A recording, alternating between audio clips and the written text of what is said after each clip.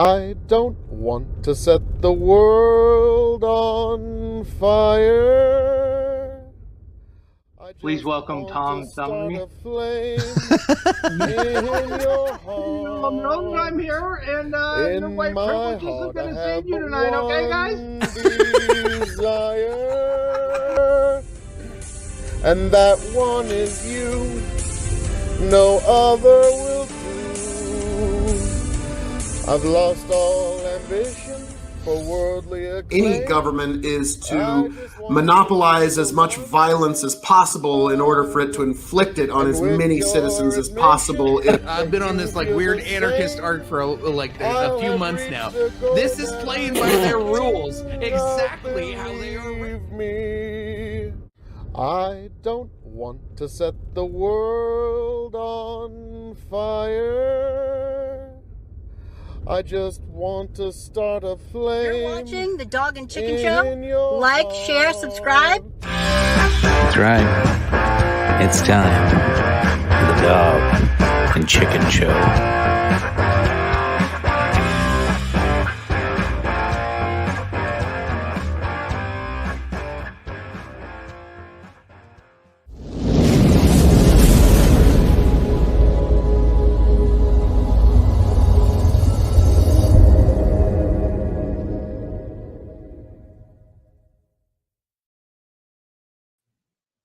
Oh, hey there.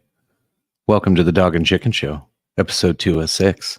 It's a spectacular spectrum where we delve into the secrets, surprises, and spectacles of the new world around us.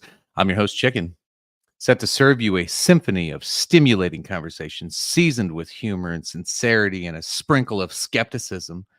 So settle in, strap in, giggity, and let's soar into the sensational saga of serendipity and maybe discovery.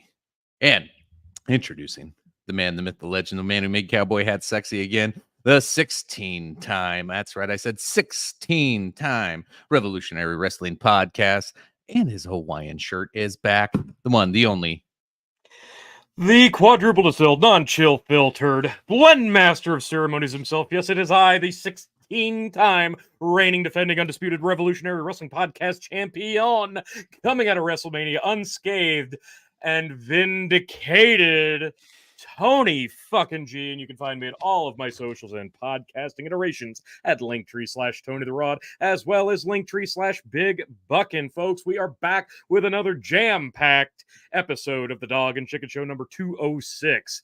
Spicy and juicy. And if you want to see what's spicy and juicy about it, well, you're going to have to hit subscribe, share, and like, and stick with us through this adventure we call the magic of live streaming. And we are live tonight on Facebook, YouTube, Twitch, DLive, and even the Tick of Talk, folks. The Tick of Talk. If you don't follow me on TikTok, it's Tony the Rod, and you can see us live on there, until they cancel me. Yeah, any day now. Steven nailed it. Sexual poultry. I should just do a whole new show where I just talk like this, baby. I'd like to get in. I can have ChatGPT script a whole thing and make you all so hard. We haven't done this for a while. I can think of no hard time. Well, no, I mean we've done that. That's starting strong. Oh, I know we're always starting strong. Where'd it go? God, they've all Rod Sterling hasn't aged well. Yeah. R.I.P. Nicole Brown's killer. I think we're getting into that one here later. Where's the sexy music? Well, that ain't it. God. I forgot about all the music. I did too. There it is. There it is. Oh, yeah. Welcome to the Dog and Chicken Show. Sexual poultry. Do you want to start with that Nebraska story first and just get it out of the way? It's not sexy, so you'll have to kill the music. Oh.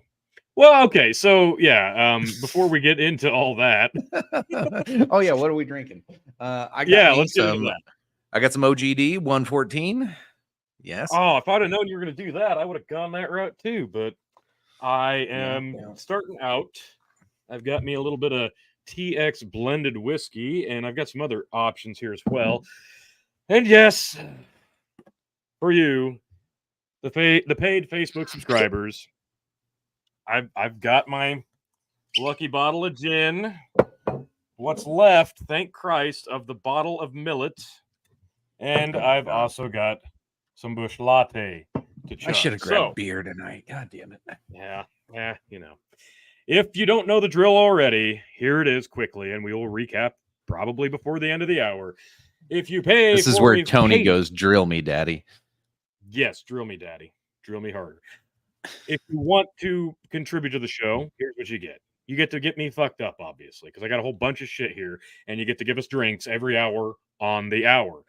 So that's for you paid Facebook subscribers. That's $5 a month, and that's for every show. You get to give us a drink on the hour. So very simple. If you don't have Facebook and you're watching from YouTube, Twitch, TikTok, or wherever, you can go to buymeacoffee.com/TonyG and pay $5 there. The catch there is if you pay $5 once to make me take a shot, the next time it's going to be 10, the next time it's going to be 15, so on and so forth as the show progresses. Because let's face it, folks, inflation is real. It's here.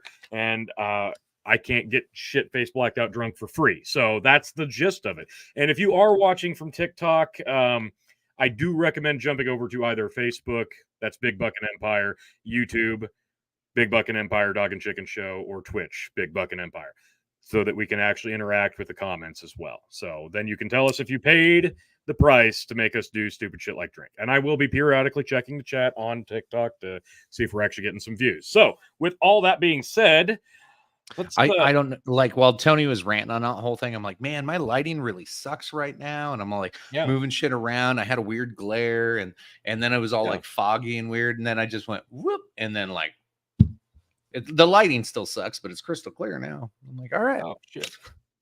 Sometimes you just got to wipe it, folks. That's a great lesson. Wipe on, wipe off. Just wipe it.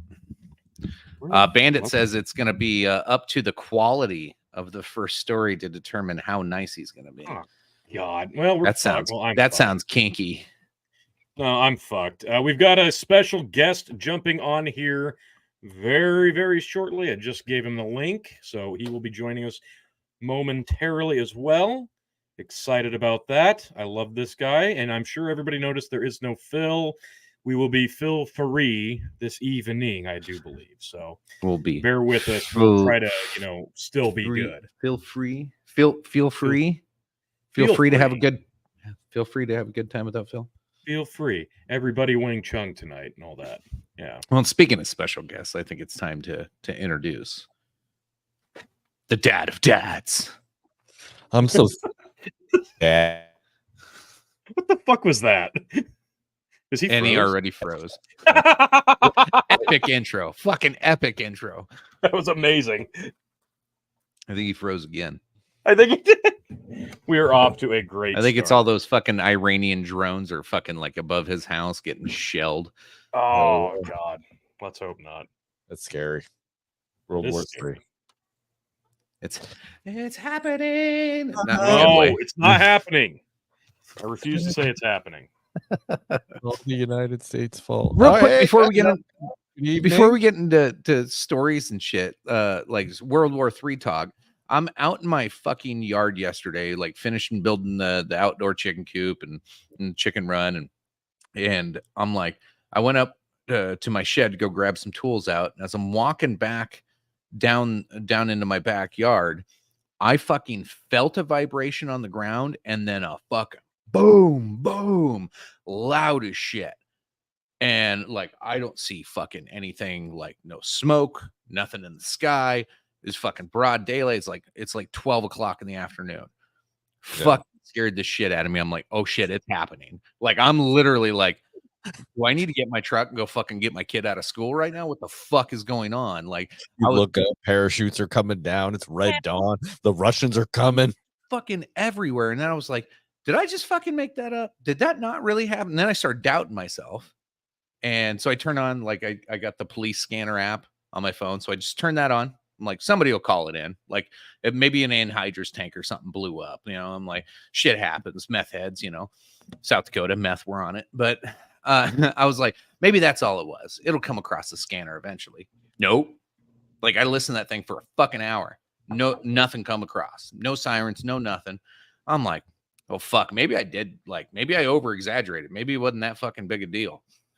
So then my wife gets home at like 6:30. I was like, and then I told her story. I was like, fucking scared the shit out of me. I thought shit was about to hit the fan. I didn't know if I need to go load up the AR and go pick up Riker from school and come get you from work. And she's like, are you talking that loud boom at like 12 o'clock today? I'm like, yeah, I'm not crazy. She goes, no, it fucking shook the whole hospital. Everybody was freaking out. I'm like, fucking hey, I'm not crazy. But yeah, I thought World War III started yesterday in my backyard. But you never found out what it was? No, nobody knows what it was. Everybody heard it. Well, way to tickle our taint and not finish the I know, job. dude. I'm fucking well. So here's my theory: it was probably like a small asteroid or something, and it burned up, or like I don't know, landed in the middle of nowhere. It's South Dakota. If a fucking asteroid like broke through and made a sonic boom and then hit somebody in the field, they're not going to find out until they plant. So yeah, it's going to be a month before we hear anything. But I'll let you know. Appreciate that. I feel like we should be let in on the secret. Whatever crazy booms are happening in South Dakota. That's yeah. Well, now that Brendan's internet is now that Brendan's internet is like stabilized. Cooperating. Welcome to the show, Dad of Dads, Brendan. Special guy here. Sure. Yeah, thanks for having me once again. Always love being on the show. I'm just in case you wanted to ask, I'm on one of my favorites, Stone Face Full Clip, New England IPA. Choice. I'm sure you've seen it before because I drink it quite often. So fantastic. And because over at the KOE Nation, Phil KOE hoard that out for you. So of course he did. Plugged that. Yeah, of course. What doesn't Phil whore out? Phil is a whore, of course. I don't think that's how it goes, but works. It is now. So it is now. All right, gentlemen, start your engines. We're going to start hard and fast and exciting and explosive. Kaboom! Kind of like the boom in South Dakota, but this one's in Nebraska. Yeah. Nebraska Republicans float special session to revive Trump-backed election rule change. Nebraska, here's the behind the scenes, folks. Every single person in Nebraska that pays attention to politics was like, oh, we matter. Yep. All those years that we said our vote didn't count in Nebraska, it fucking does now. Yeah, finally. It's about damn time. So this was kind of a little bit of a rumor, kind of a story floating around, but it looks like there's a lot of legs to this, and it makes me giggle a little bit. Nebraska Governor Jim Pillen's floating a special legislative session to change how the state casts electoral college votes to benefit former President Donald Trump. Pillen's announcement late Tuesday was an acknowledgement that the effort to change the state to a winner-take-all system won't pass immediately and may not happen at all, but it will keep the possibility alive. Those of you unfamiliar, out of the nifty 50 states, only 2 are not winner-take-all electoral college votes. And when you watch that map turn red or blue on election night to see who's going to win, most of them just turn red or blue.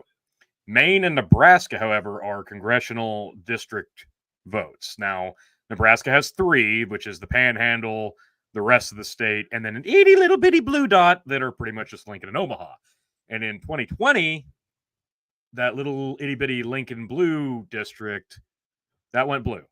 Yeah, that went Democratic because, of course, it did. Given how last election went around, the more Democratic of the state voted Democrat.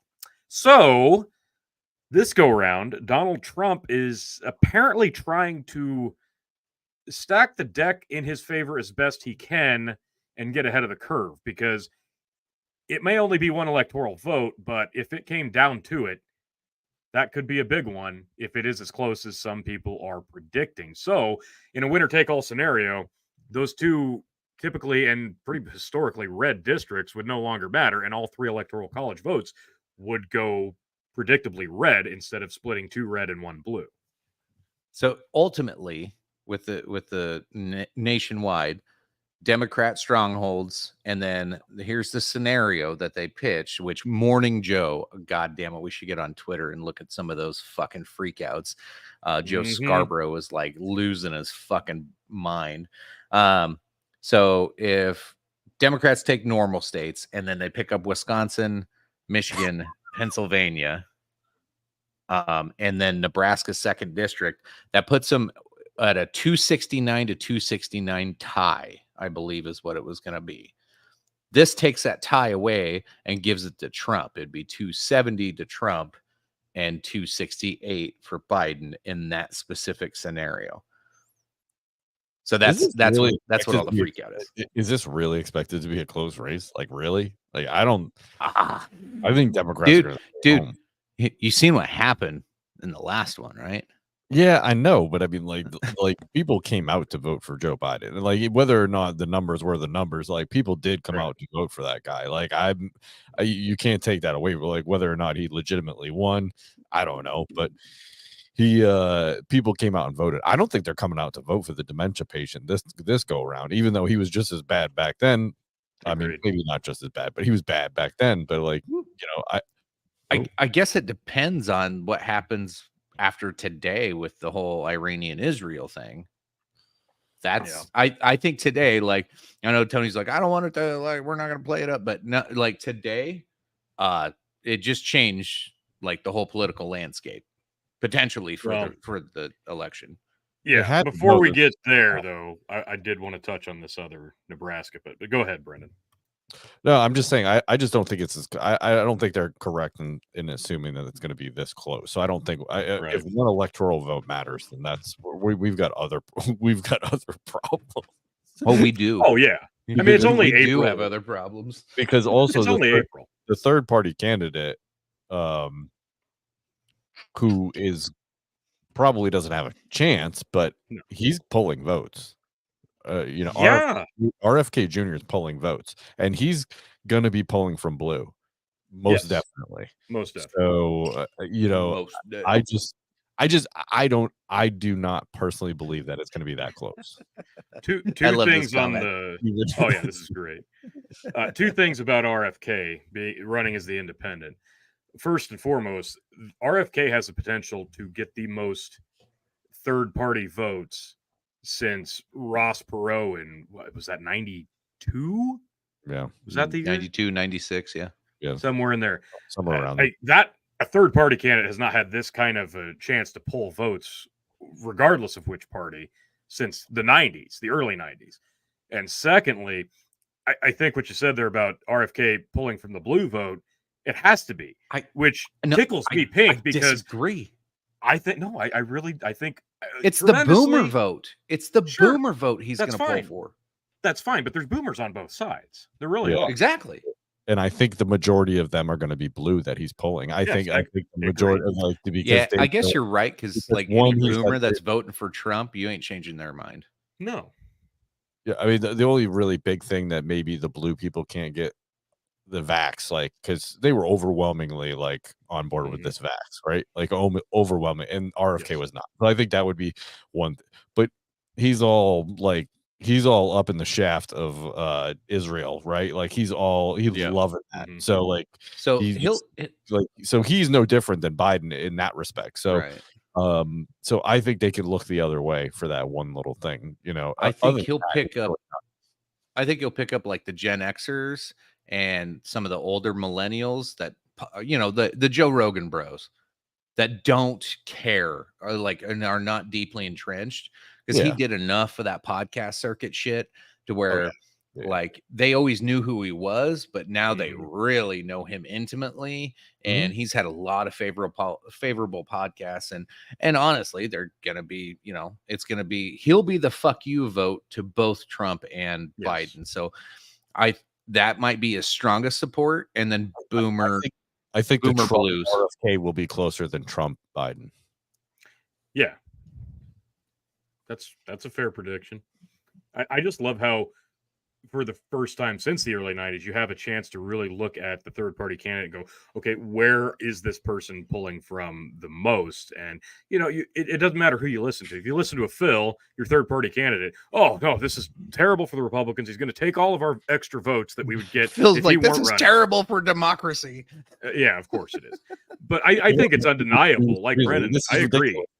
I agree. This is all blue votes that majority, not all, but a majority of Democrat votes. You can't say generally like that's all, right? But no, but, not all. But then this is the Democrats' fault as well, right? Yeah, absolutely. Like How they dare pushed RFK out of the party. He was running as a Democrat. They pushed him into being a third-party candidate. He wanted to be the Democrat, the primary. So he wanted to be primaried. So this is their fault. They made it so he couldn't win, so he went independent. Yeah. So it's their fault. Absolutely. 100%. Could not agree more. The other thing, interesting, I'll pop it up. I think I've got it ready right here. Here we go. This is something that I am super stoked about because everybody should be. And this is super important. And I think it's finally about damn time that somebody steps up. It's coming from the Nebraska Examiner. First early ballots mailed out in Nebraska's first election with voter ID. Booyah! Suck it. It's about fucking time. Holy shit. Hold on. Do you know where the DMV is? Do you know how to get a license?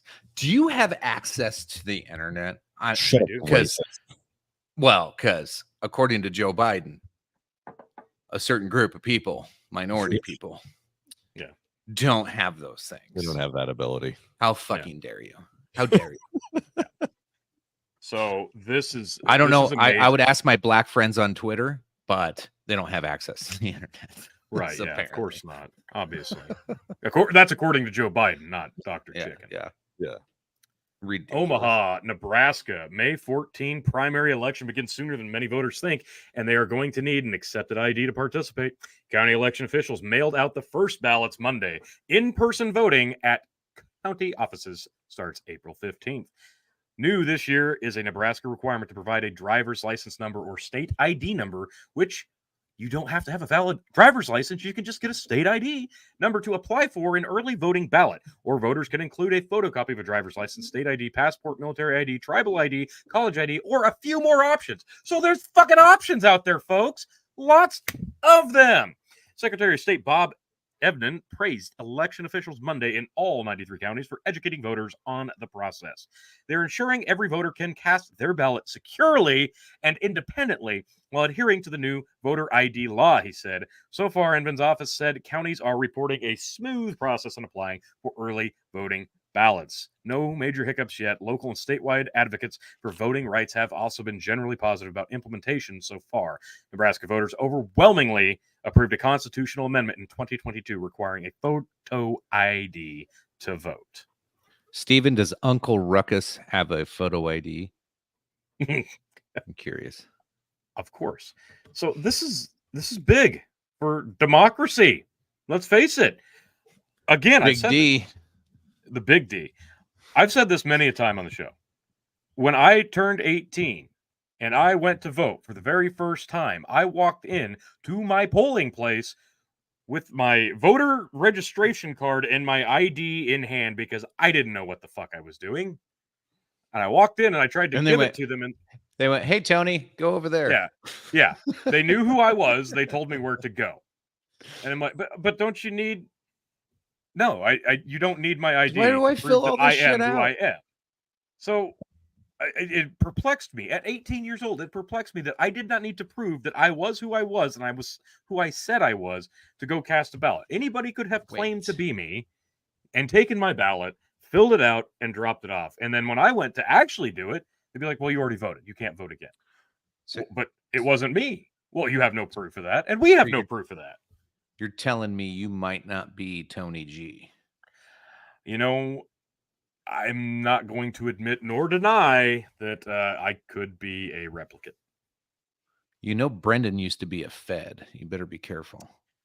Well, maybe Brendan knows the truth, but we're not going to get into that. But yeah, it's absolutely ludicrous, is it not? Like any honest person, if they're being honest with themselves, can really, if they can have a critical thought through their head when it comes to anything politics, take your partisanship out of it, take your biases out of it, take your narratives out of it, and just have an inner monologue with yourself and say, you know, dude, a lot of people can't do that. I know, but they should. You're asking. I'm advocating.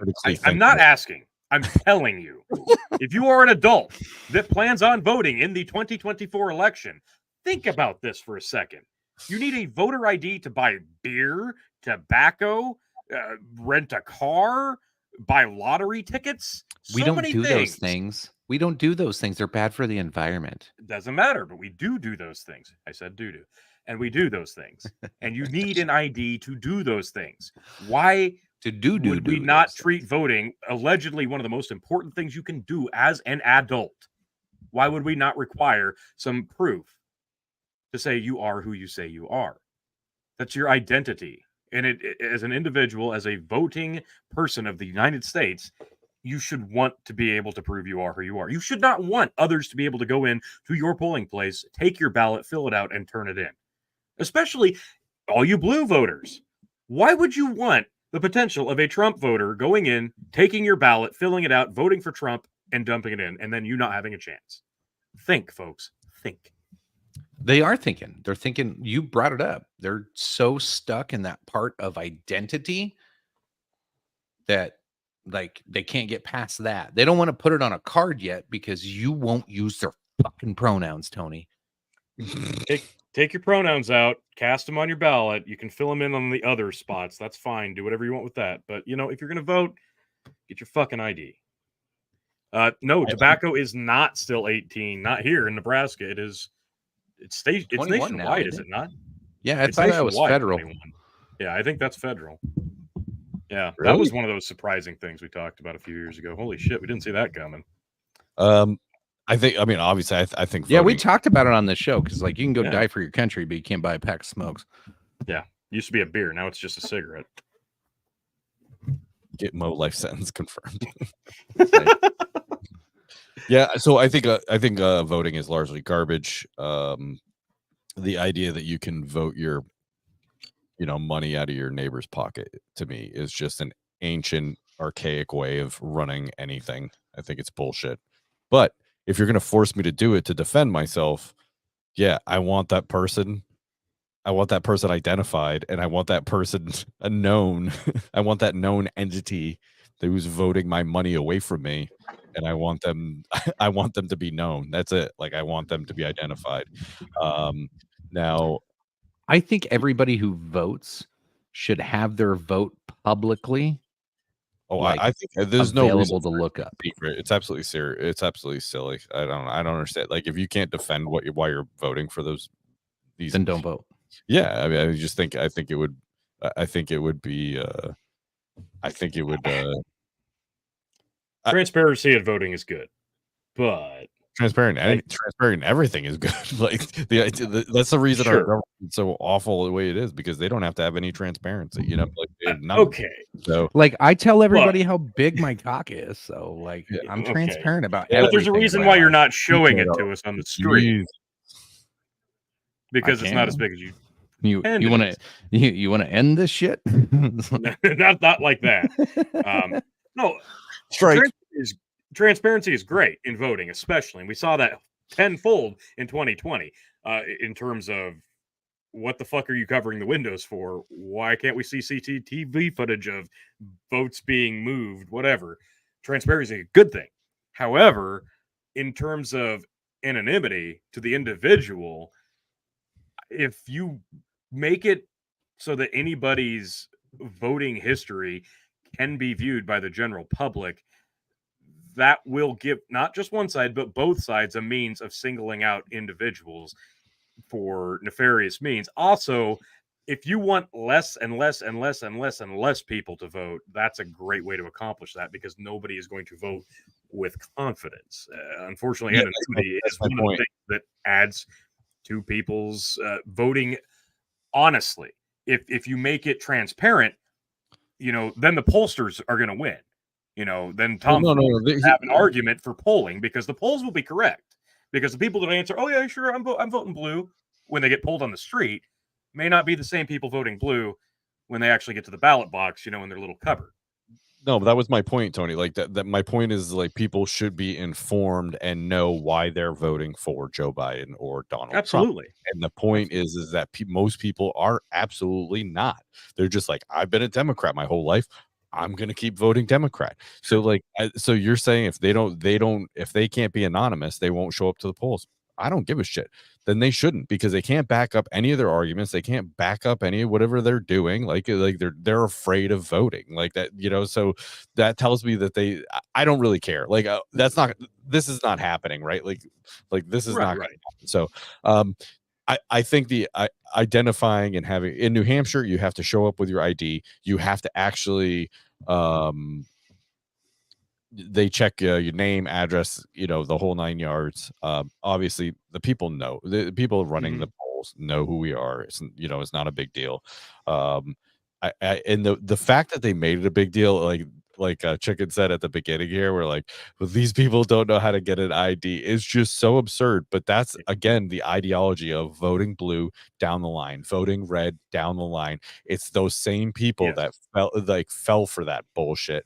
That is just like, oh yeah, it is gonna affect minorities. I agree. Like they can't think too like you said, they can't just think about it for like 2 seconds. Like so none of these people buy booze. Like none of these people buy cigarettes. None of these people have flown on a plane. Are you kidding me? Like really?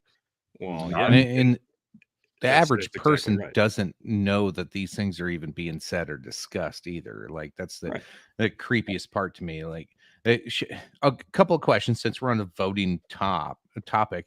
I got 2 questions for you. One, should there be like an aptitude test to be allowed to vote? Get rid of IDs, ages, and all this other shit. But like, should there be some kind of cognitive or aptitude test to vote? And then what are your thoughts on not showing parties or party description underneath the person listed on the ballot?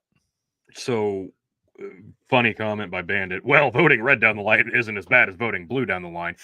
Phil KOE. And that, I think, it's actually a Phil KOE quote, if I'm not mistaken. That's why I actually find it. At least people on the right side don't want us dead for speaking our mind. Well, yeah, right now. Crenshaw might want you dead. He is gone. Like he's gonna be a Democrat. He's like John McCain. Yeah. He's gonna be like a Democrat. He's just gonna cross. So with Chicken's question, should we remove the party name next to the candidate? I don't think that matters so much as making people register as Republican. I think it's important for dumb people that don't know what they're voting for. But that's my point, though, is that I find it ridiculous that we have to affiliate with one party or the other or feel pressured into it, because then it takes all of the actual thinking out of it for you, which is what people like, is that convenience. If we didn't make people register, it's not supposed to be convenient. You're picking leaders. I agree, Chicken. That's my point. I don't like the convenience. I think nobody should have to register as a Democrat or Republican or anything else. You should just be able to register to vote, and then you can vote for whoever you want, and you shouldn't feel binded to a party. That would remove a lot of that convenience factor, because a lot of people who do register for voting, they go, well, I registered as a Democrat, so I guess I'll just do that. And that literally is so many people's thinking. If you take that out and you just say you are registered to vote, you're not affiliated with any party because you don't need to be, and you still let the politicians have their bullshit theatrics as red and blue, that's fine. But it actually forces the voter to think a little bit without going, what did I vote? Oh, yeah, I'm registered as a Republican, so red. Take that out of it. Because that's why I find partisan politics completely ridiculous. So funny story. This happened in your neck of the woods, Brendan. You might remember this in 2020. It was the transsexual Satanist that ran as a Republican for sheriff, and nobody looked into this person. She or he ran as a libertarian. I don't know what they're transing to. No, they won the GOP nomination for sheriff. Oh, really? I swear it was a libertarian. Yeah. Okay. Yeah, Oh, and ran on the slogan "Fuck the police." But just because it said Republican, he's running won. for a police job. yeah, That's yeah. awesome. It's that like 2020 was a whole nother goddamn thing, but Yeah. that's so like ties in with this how fucking dumb voters are. A transsexual Satanist anarchist wins GOP sheriff nomination in New Hampshire County with the slogan "Fuck the police." Like, you couldn't make that headline up 10 years ago. Yeah. Now it's real. Yep. But That's where way we're to at. go, voters. Way to go, voters. Now, how much of that was like, I don't know what county it was. Like, how many people in New Hampshire were like, oh, fuck yeah, let's just do this. This will be funny. This is a great troll. It is a great troll. In Keene, they won in Keene. That's not a troll. That's That's a crazy area. a pretty lefty area. Brendan, what are your thoughts on the removing that, and then should there be an aptitude test?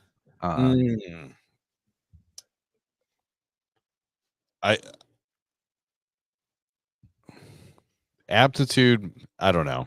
Like, I feel like more like there should be like property attached to it or something like that. You know, you're like, going back to slave day rules.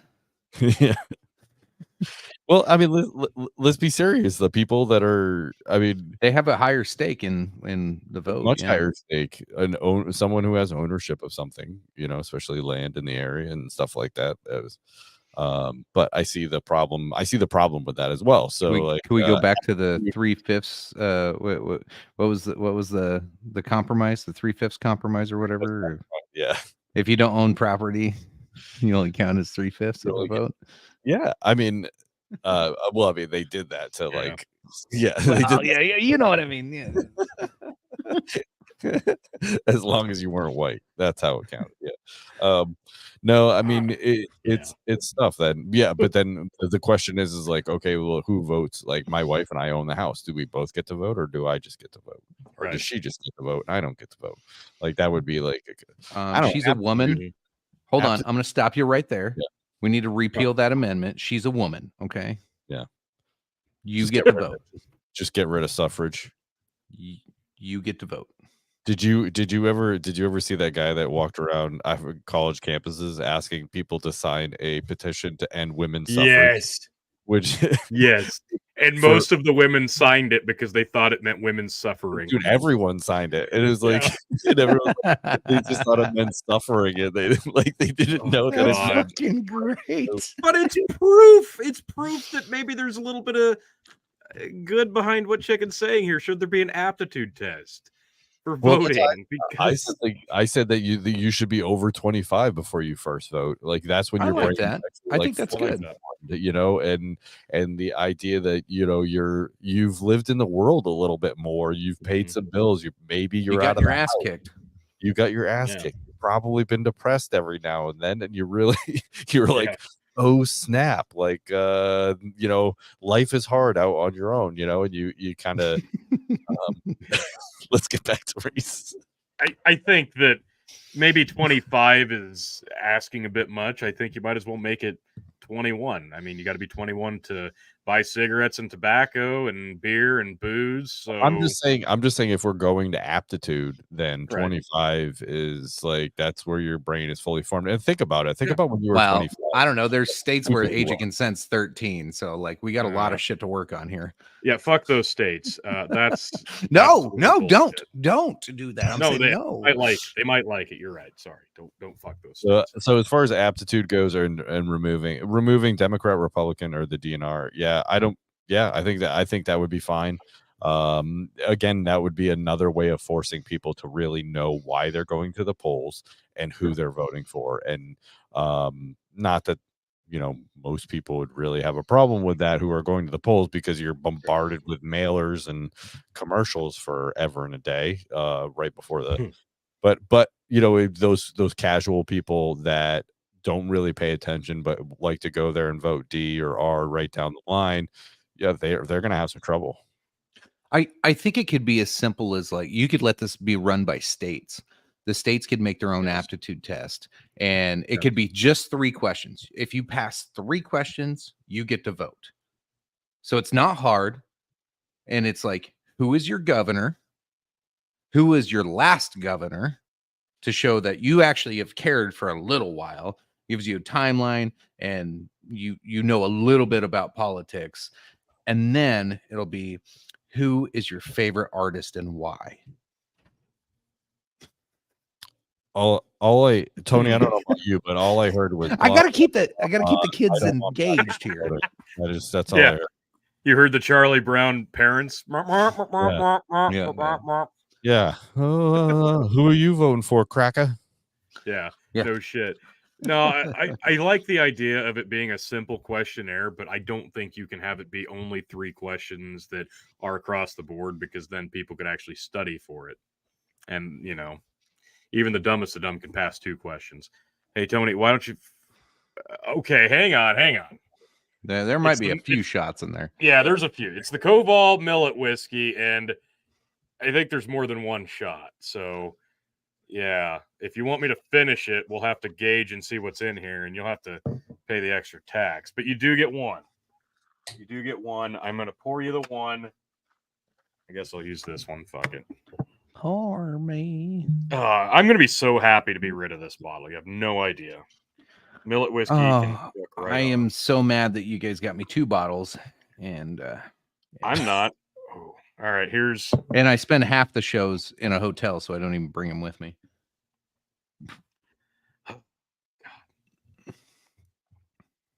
Oh yeah, let's get a close up. It's gone. Okay, let's see what's left. That's got to be at least 1.5. Okay, got another 1 for sure, and looks like 2. So let's get out the double, and I'm just gonna get it ready. Yep, that was 1 shot. Oh, daddy. Oh yeah, it's like 1.5. Yeah, it's like 1.5. We can call it 2 when we get there. Well, I'll even fill it up with something else to, you know, account for it. So thank God. Koval Millet whiskey. No. You are a piece of shit. Like, anybody out there who goes out to a liquor store, wherever, if you see this label right here, see that? It doesn't matter what kind. If it's gin, vodka, whiskey, doesn't matter. If you see that name on the bottle, just avoid it at all costs. It's terrible. It's shit. It's the worst stuff I've ever had. Does not matter what, anything they make, it's god awful. That is my review of Koval Millet whiskey. Fuck you. Thank God I only have that much left. Nice. They Bandit. They make millet bread too, and that's also awful. Not Koval. Koval doesn't make it, but they make actual like millet bread, like gluten-free stuff, and it's just I gotta tell you, it's not great. That's fucking terrible. I got a review for you. Like these, when you're trying to cut down on smoking, this is the best thing Tucker Carlson ever advertised. These things are fucking cool. The coffee flavor, totally tits. Is that has nicotine in it? I'm happy. It makes my heart happy to hear that you're cutting down. Yeah. Oh yeah. And So it's just nicotine. There's no there's no tobacco. It's just nicotine, and it tastes good. And you can swallow it without it, like, you know, fucking up your gut. Ooh, that's what she said. Bandit bringing it back to racism voting, or we could do voting based on the story I told today. If you're too young to know what either Adam 12 Dragnet is, I don't want you voting. Yeah, that's a good aptitude test right there. I think that's great. Incorporate shit like that. It could be simple, but it will tell you all you need to know. So, Bandit, this one's a 3. I'm gonna pick up the 6 tomorrow because the 3 doesn't do quite enough. It'll get me by for an hour, but I need a 6. I smoke a lot, so I think the 6 will help. Cut it out, as Dan Coulier. Dave Coulier. All right. What do we got up next? We got our Nebraska stories. Any other voter ballot access or things like that? Any more racism, illegal aliens, anything to go along with that?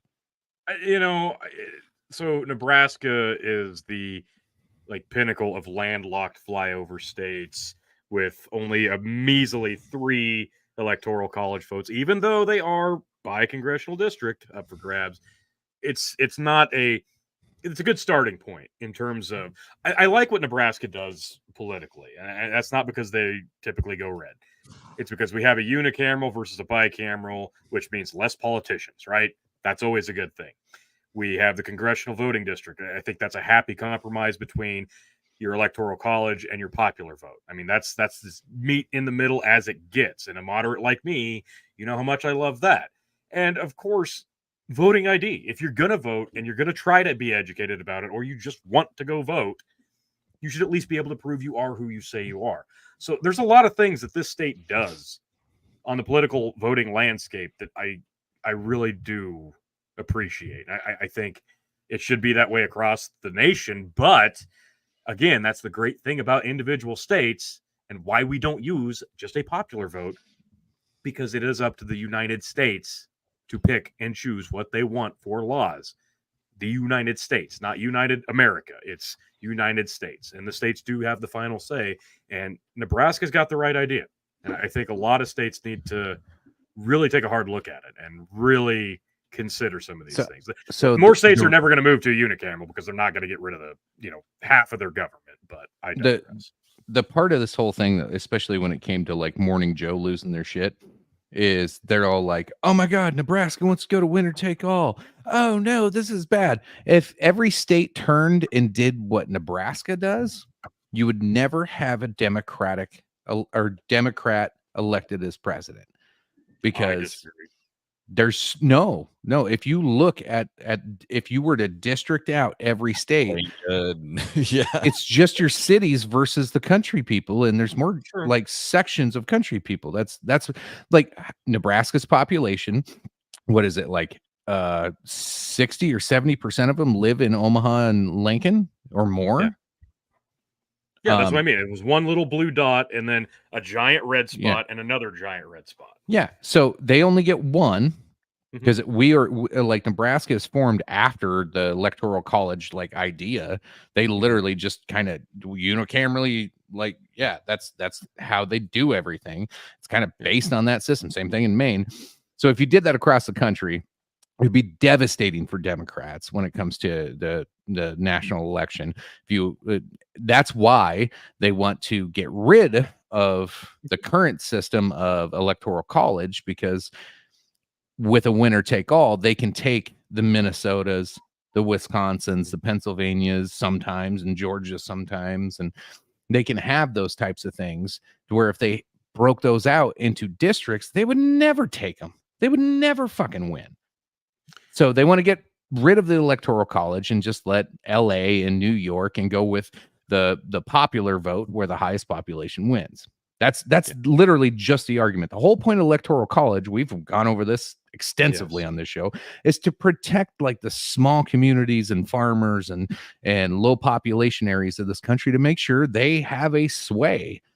And there's a fucking very specific reason that you need to make sure that happens, because goddamn, like, all kinds of shit will get fucking wacky if you get rid of that goddamn system. Anyway, I just find it hysterical that they're bitching about the system that they enjoy so much, because like Nebraska is like the poster child of like how it should be, and now they're like, don't go winner take all, but if everybody isn't winner take all, we would lose. So like they want winner take all in the current system. Anyway, I think it's fucking silly. And then on top of that, voting itself is silly.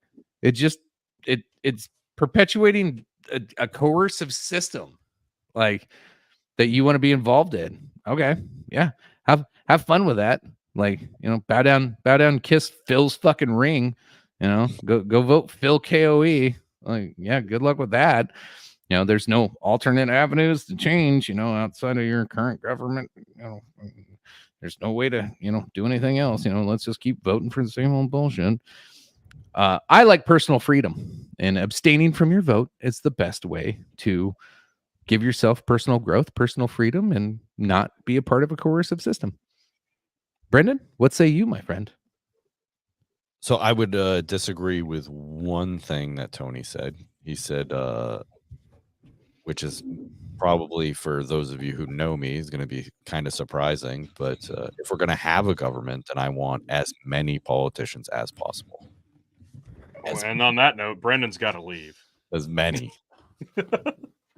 So New Hampshire is, I think it's 1 per 3,000, right? So they have one person in the House for every 3,000 citizens. But they don't get paid shit. It's like a voluntary thing, right? Yeah, that's the way it should be. Yeah, I agree.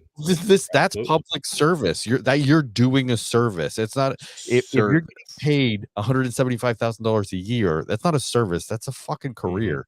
You know. So like, wait, are you saying I can make a career out of politics? Ooh, what? Dusty Johnson in South Dakota, watch out, you TikTok ban motherfucker. Anyway, that guy's just a guinea pig for bad bills. Sorry, Brandon, go ahead. No, you're good. So New Hampshire representative is extremely representative. If you, how does one politician represent? I won't even go to absurdity. I'll just say 10,000 people. I'll find out what it is. Say 30,000 people. Like how does one person truly do that? You know, it's very hard, right? So even 3,000, I would say, would be difficult. But if you're within that 3,000 and you know who your representative is because he's your neighbor or he's just one town over, and you can talk to him on the regular, I think you have at least an argument for a much more representative government that is going to maybe reflect your values, possibly, you know. So that, I think that'd be my only argument. And then also with a whole shit ton of politicians, they don't really get much done, so which is also great because that means there's less money coming out of my pocket, and I'm a big fan of that. So yeah, real quick, a history on that. So in 1929 is when we put the last time we've changed the members of House seats and took it up to 435 seats. At that time, federal government. Yeah. So per representative, it was about 250,000 people, roughly. It could have been a little bit more, a little less. I'm looking at a graph. It's hard to read. Today, any guesses on, well, and that's not even today, close to today, the newest one's like 2022. Guess how many each representative is? No, it's gonna be millions. No, it's not. It's not that high. It is almost 800,000 people. Yeah. So it's over 3 times what it was when it started. Was ridiculous. Like still 250,000 that you're representative. Now I think this is like an average.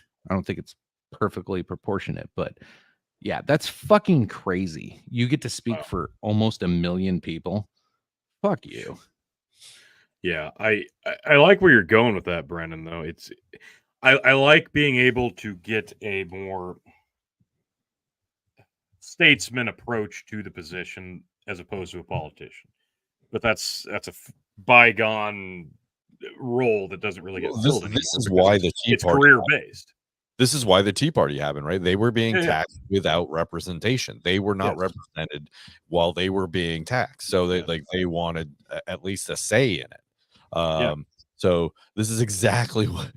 So I mean, one of my favorite T-shirts now is like, you have representation. I can't even remember what the name, what it says now, but like, how'd that work out for you? You have representation. How'd that work out for you? Yeah, we're taxed way more now than we ever are. Well, why is that? Well, because 435 people decide our fate, you know, with another 100 on top of that. So like, you know, which those 100. That's another amendment we need to get rid of. I can't remember which number. Is it 19? Whichever one, where now they are freely elected, because it used to be your representatives would pick who's going to go to Senate. The states would elect the Senate. Yeah, I think that we need to go back to that. Oh yeah, big time, because now they're just beholden to the federal government again. Yeah. They're not representing their people. And let's be serious. There's no one that goes to Washington. You can probably count on one hand how many people go to Washington and maintain their principles and morals and ethics. Like, let's be serious.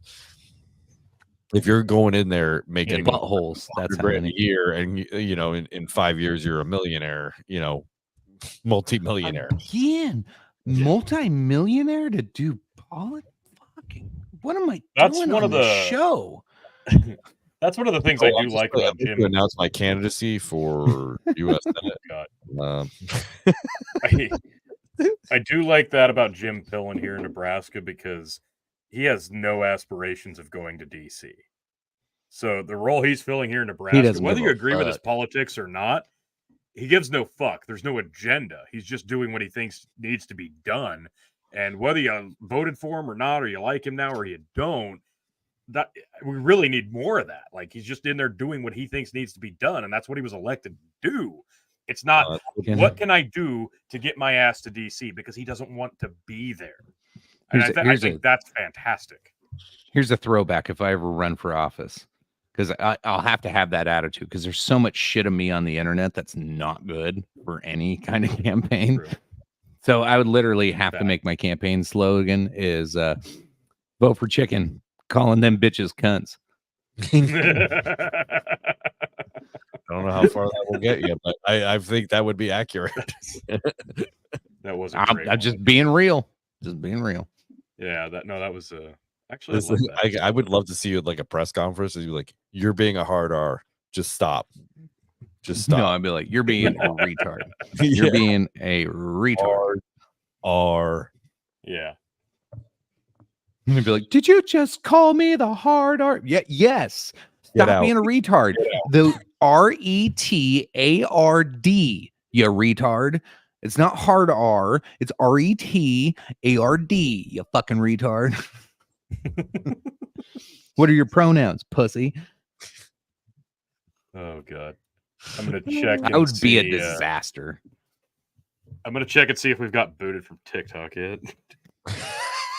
Yeah, I guess. Yeah. They don't like the hard R over there. Live on TikTok right now? I don't know. I forgot. Yeah. Interesting. Suck my balls, Mr. Gayson. Or TikTok. Don't be gay, Sparky. Don't be gay. Yeah. That transsexual Satanist anarchist. Yeah, I saw that. Yeah. So that's if they can win. Yeah. If they can win, God damn it, I can say calling them bitches cunts.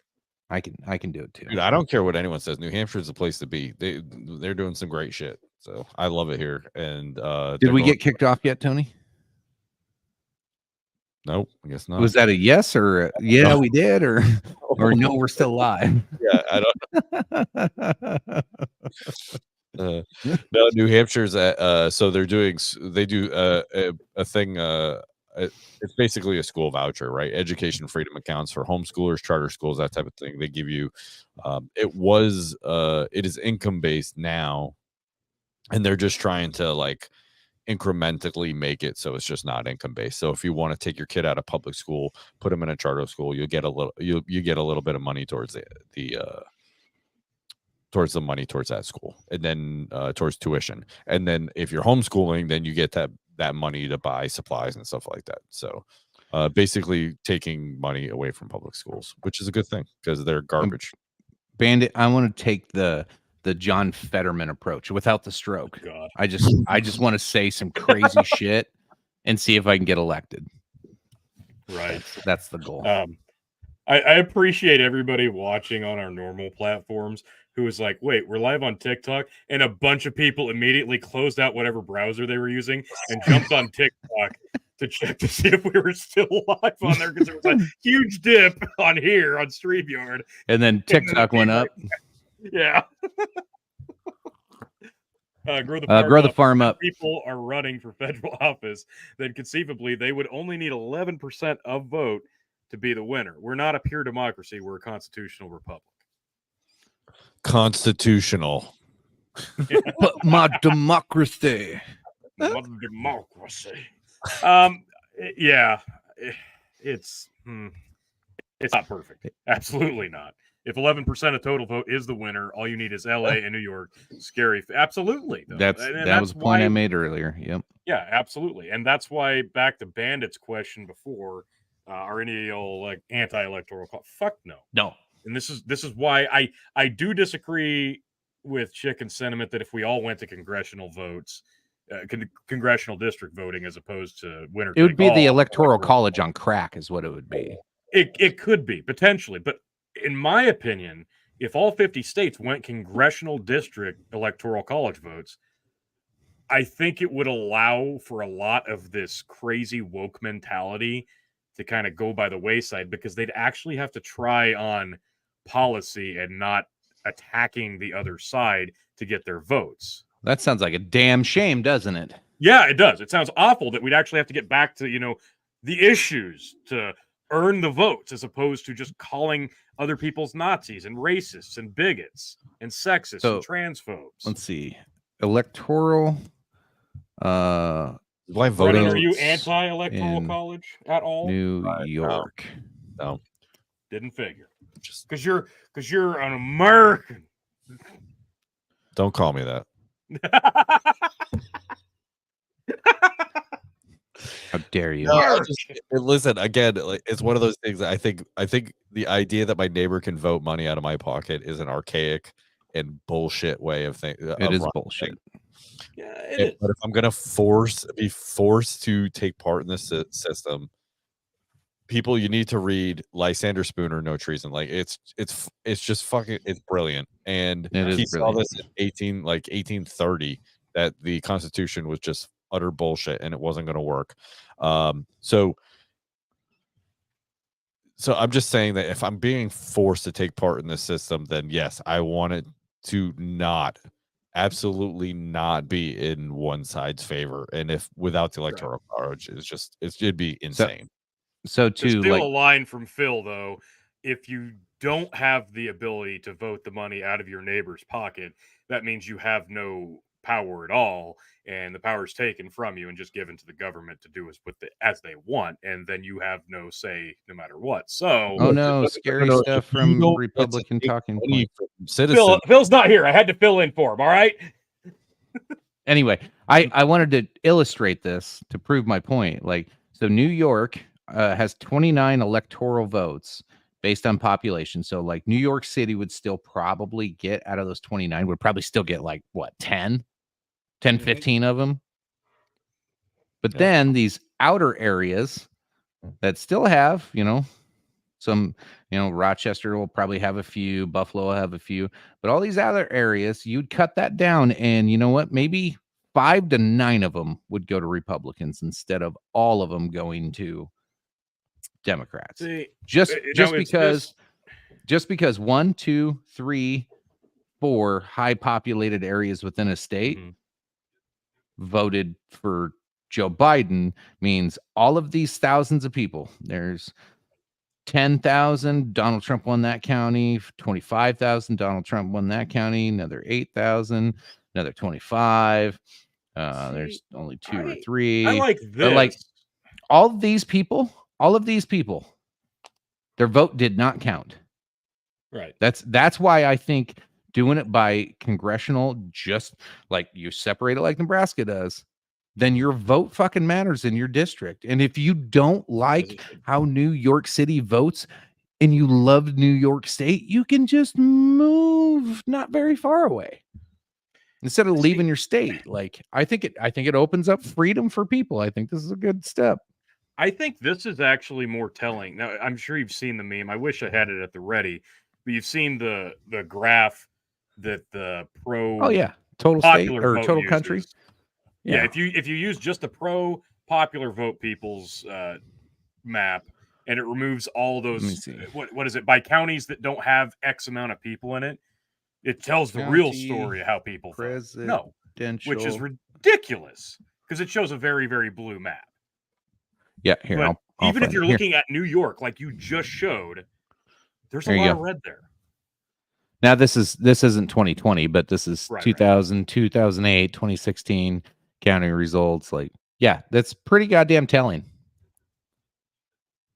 Yeah.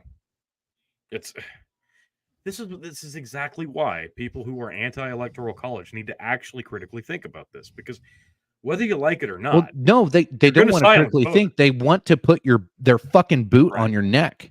That's all that is. Anybody who says that they want to get rid of the electoral college just wants to put their boot on the neck of half the fucking country, and just and never allow anybody to have any say in anything because they're so pro democracy. They want to be authoritarians. That's all it is. Mm-hmm. Yeah, no, I do agree, and it's you can't believe in the voting system as it sits, and also want it to be completely lopsided to the point where people are encouraged to vote, but have it matter even less than it already does. Like here in Nebraska, the congressional voting actually made it mean more, and that's a huge step in the right direction, as it should be across the board. But again, I thought it was good that like Lincoln and Omaha turned blue. That means they are being represented, while the rest of the state is still represented too. That's what it should be. Oh, grow the farm up, throwing shade. Here comes. These are the reasons pure democracy is an utter failure. Brennan's take about the power to vote money from other people's pocket, totally based. It is. There you go. Popular vote is dumb. Democracy is not cool. It is dumb. And the polls represent the popular vote because they only ask the people that they want to ask. And the popular vote only represents the people who are influenced the most by what other people think and not by what the individual thinks.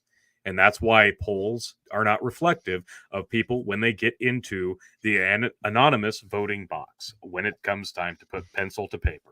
And I think that is one of the most, even though it's still very, very archaic, it still matters to a certain degree. And it leads to transsexual Satanist anarchists winning the GOP for a sheriff nomination with the slogan, "Fuck the police." Brendan, you had something before Chicken. No, I'm just saying that on a local level, they still have a populist. That's the populist thing, right? Like you need a majority, a super majority, and you get to take more. This year, right? One of the warrant articles on my town was they were going to give $3,000 to Meals on Wheels, $4,000 to the American Red Cross, and then 2 other charities. Mm-hmm. And I'm like, don't get me wrong, I love giving to charities, but I want my money going to the charities that I want to go to. Children with hair loss is a fantastic one. So if you people think ever, you want to give money to charity, they're great. So I give it to people that actually do good things and don't have high administrative costs. Guess what? The American Red Cross and Meals on Wheels, all these people, huge administrative costs, and very little of the money actually goes anywhere. I'm just saying, I don't want my neighbor to vote to send my money to black freaking hole. Okay. And this is what happens. That's just a one example. We had like 30 warrant articles of people taking money. And again, a majority vote, popular vote. Sure. I think it's bullshit. It's absolute bullshit. So, and if you really want to give, back, like to me, like the most rewarding thing, like there's times I've given money and it doesn't make me feel good because I know it's not like pennies of what I have given get to where it needs to go. But like, I think you save that money. And like, I've done a better job over the last like 2 years specifically. I've made it a point to have like $500 kind of set aside to where if I have a friend that's in need and has a GoFundMe or something, I can drop $100 and help him out. If there's somebody local in my town that like has a kid, that gets hurt or something, I can help that family. And I know like, and I don't want like credit or anything, but I know they are getting it and they're going to use it on something. Like that's what's important to me. And I forget someone within this realm, maybe it was Jeremy. I don't know. Someone threw a GoFundMe up and I'm like, just give me your Venmo. Because I know GoFundMe takes a cut. GoFundMe takes your money. GoFundMe takes a cut. I'm like, I would rather just send you $100 or whatever, right? Like, I would rather send you money. And yeah, exactly. this is exactly when was it Phil's nephew needed money? Like they costs and stuff like that. Yeah, I want to give to those things. Like I want to give to people those things. Need it and will use it wisely. But if the town is voting my money out of my pocket, I don't get this is the unseen. This is the broken window fallacy, right? Like this is it. They take this $10,000 thing and split it up between fixing the fucking ice cream machine at McDonald's, which you don't give a fuck about. Which, Right. In a way, I'd be okay with it because goddamn, my kid fucking never gets to have a goddamn shake because their fucking ice cream machine's always broken. But do you know another great way that you can make sure that the money that you're donating to a cause that you believe in gets to where it needs to be, fellas? Do you know? Well, let me tell you right here, buymeacoffee.com/Tony G. This is one of the greatest causes like that you can donate to. And Bandit, believe you me, I know you are a firm believer in this. And by golly, anybody out there in the Twitch realm like Alesto, you've supported this great cause in the past. It's a great way to don't encourage this Alesto. bottle of millet whiskey empty. And it is empty now. And I've got like a shot and a half. Alesto's like Voldemort. You don't speak his name anymore. Alesto. He's like Beetlejuice. No, stop it. But I'm a big believer in this cause, folks. Tony G, buymeacoffee.com/Tony G. What's the great cause? The cause? The cause is this. If we raise enough money to this Buy Me a Coffee, we're going to get this guy's ass down here again to Nebraska for some more debauchery. So that's the cause. And that's about the best cause you can get, folks. And it just takes $5 at a time. And for $5 at a time, I'll drink gin. I'll finish this fucking millet, and I've got beers to chug. I mean, I'm here for you. And I'm not even putting any of the weight on Chicken's shoulders because this poor guy's in a bad state, this weekend. So it's just me. And Phil's not here for his gin shots. So I'm taking I'm working this weekend if you guys couldn't tell. Putting it on my shoulders and I'm carrying this burden like a wooden plank with sorry, I won't go there. I won't do that. Phil's not here to make it mean as much. So anyway, this is a great cause, and we are in hour 2. So if you are subscribed to Facebook and you gave a shot or whatever in the first hour, you can now follow that up. I'm waiting for Bandit to realize that, and I probably shouldn't even have said it, but there it is. So now that we Tony, with that, we can talk about it off stream later, but I know we got the Andre the Giant challenge coming up soon. Yes. That'll be a fun night, but I think before then we have a special drink night to where we're all on here and we're all able to drink. And I don't know if all 3 of us work on it or I'm willing to match certain Buy Me a Coffee donations. Ooh. Just to accelerate Brendan's ass getting back to Nebraska. Oh my gosh. Wow. That is hardcore. Oh shit. I don't know if I'm gonna get the time off. My boss is a bit of a dick. Yeah, he's a piece of I know shit. he is. He's a fucking asshole. I'll nut tap him if I see him. Brendan, you should quit. Oh fuck. Okay, so Bandit, Tony, check Buy Me a Coffee. I have, and as of 57 seconds ago, yes, Bandit has donated to the cause. Pausing for the cause. What shit? Okay, Bandit, that means you've got 2. And I'm such a nice guy. And in honor of this millet being gone, almost, it's a shot and a half. I've got to add a little bit more. What do you want me to dump in this to make it 2 full shots? I will wait. God, it's making you do. Oh my God! Oh, wait. Chicken left. No, that's not on the option. Chicken left. And I was like, oh my God, this is my opportunity to run off screen, and it would just be Brendan sitting here, and it'd be like that moment from Wayne's World where it's just Garth. Hey everybody, rock on! I should get in just. I don't know what to do. This is fucking great. The hands thing. Yeah. Yeah, I don't know what to do with my hands. We actually, Brennan, I think we had a really solid episode of Dad's Worldwide here this week too. So It was great. everybody needs It's to a lot of check fun. that out. I haven't And we posted it just yet, so I'm it's sorry. so natural. No, it's looking forward to it because I told my wife, I'm like, what did you talk about? I'm like, why don't you just listen, okay? Stop asking for spoilers and just listen to it. Just listen. It's kind of rude. I Listen to the last two. I feel really bad because like I can't like indulge too much, but my boss got a new boss. And so when my boss has to work a lot more, I have to work a lot more. So this last like 2 months has kind of sucked. That's awful. Right. And then what little time I do have at home, like I have so many fucking projects to do. I have like zero time to get shit done. All right. Yep. So yeah. Right. Here you go, Bandit. Told Tony, I was like, I'll be in a hotel on Saturday night. He's Let's like, do what it. time? I go, as early as possible because I have to get up at 5 a.m. Oh God. He's like, on a Sunday? I'm like, yes. Bandit, just for you for being a trooper, and even though it was the second hour, you still donated to the cause. This is what I'm going to do for you. This is the only way I can get rid of this millet in proper fashion. I'm going to add a little bit of gin. Whoa. I'll put some Just flavor in it at least. Jesus. Oh my God. It might be. Put some Kahlua in there.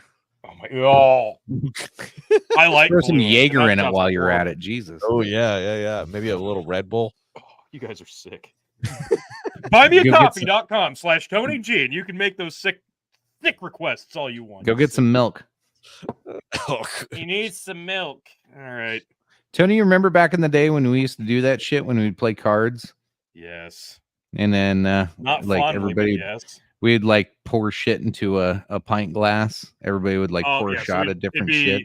It'd be like categories, and one of the categories or whatever the fuck it was that categories we played? Cup? Yeah. You had to drink what was in the cup. Everybody would pour from their drink into the cup, and then it would be like half full, and whoever. And there would be drew like hard- one person at the table like drinking coffee, and they'd pour it Yeah. in there, and Yeah. like, oh God, there would be beer, coffee, whiskey, rum, tequila. Like it Yeah. was, margarita. and you had to chug it. Here you go, Bandit. God, I regret this already. Oh yeah. Oh. Tell us what it tastes like. It tastes like sad. Fuck.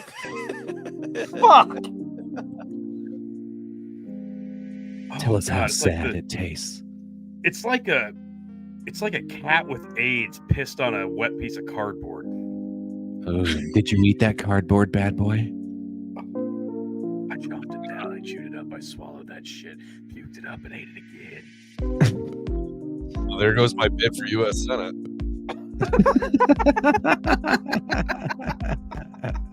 Fuck. Oh, it was horrible. But I'm glad, Phil, you missed it.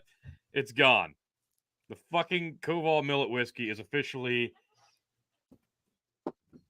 Oops, shouldn't have thrown it. There was a kid over there. Oh shit. Sorry.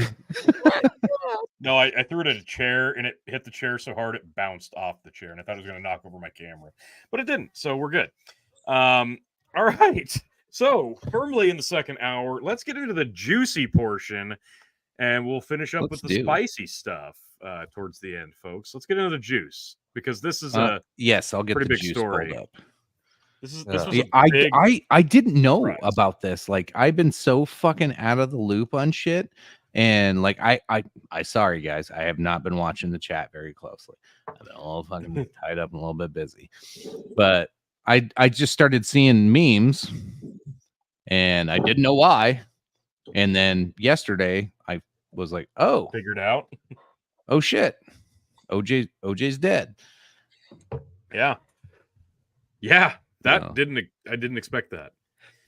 Yeah, me either. Holy shit. OJ gone. Simpson death updates. Jimmy Kimmel welcomes former NFL star to hell as connection to Kardashians explain. Well, you know what? Jimmy Kimmel Christ. will be in hell with him. So yeah, that's probably appropriate. Welcome to hell with I me. never expected one of the OG hosts of the Man Show to be such a fucking A liberal pussy? cuck pussy piece of shit. Yeah. Yeah, he was Like always. this guy has proven over the last like 20 years that he is a massive cuck liberal pussy piece of shit. And not like a good liberal that would actually like vote for RFK. One that would like say, yes, Biden, tax me harder. And stick a needle in me. Sorry, but this is about OJ. I don't mean to shit on OJ here. Oh, no. No, you should. He's a piece of shit. Oh, that's right. He sucks too. Man, this story kind of sucks, but like, well, yeah, there's not a happy ending. Like, yeah, well, you know, that's how did he die? Like, it doesn't say. Okay, so didn't he? He had cancer of some sort.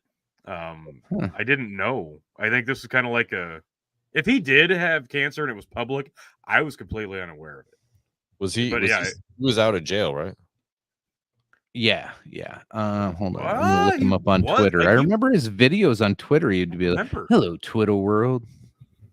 Yeah, I want to say he came out of jail and he was making all these weird Twitter videos. Everything he did was weird. Yeah. At one point, O.J. Simpson was going. He was going to have like a Punk'd reality show, like a version of Punk'd, where it was called Juiced, and it got really weird with like the pranks that he would do and pull. It was like really fucking like he was dressed up in whiteface for one of them. It never made it to air. He was chasing. So that was a thing. He was chasing people with knives. Yeah, it got weird shit like that. Honestly, it did, and that's why they never went full force with it because it. Hold on, I'm gonna pull up his his Twitter here. Uncomfortable because it's O.J. Simpson, and people are like, yeah, but he's. So this was his last video post. Yeah, is there anyone that you know that thinks that he did not kill Nicole? He totally killed her. I remember back when my grandfather was still alive, he didn't want to believe that he did it because he was such a stellar football player. But I think even he did believe. Yeah. Hey, X-World, it's me, yours truly. Boy, what a beautiful day it is here in Las Vegas. Even though the game is indoors, it wouldn't have mattered, but still. It's nice to have a beautiful day like this. Hey, let me take a moment to say thank you to all the people who reached out to me. My health is good. I mean, obviously, I'm dealing with some issues, but hey, I think I'm just about over it, and I'll be back on that golf course hopefully in a couple of weeks. But it was very nice hearing from you and hearing those good, positive words. Thank you. Now, as far as the game goes, so this was on February 11th. Okay, so it's been a couple of months. That was his last major post. Oh no, that was his last post, and then today, on the 11th. Wow, it's weird because O.J. Simpson has become over the last 3 decades, really, if we're being honest, he's really been one of the ultimate memes before memes were a thing, really. O.J. Simpson has been such an important piece of pop culture for all the wrong reasons for most of our lives. I always loved it when he would chime in on cultural issues after he was a murderer. I found it so funny.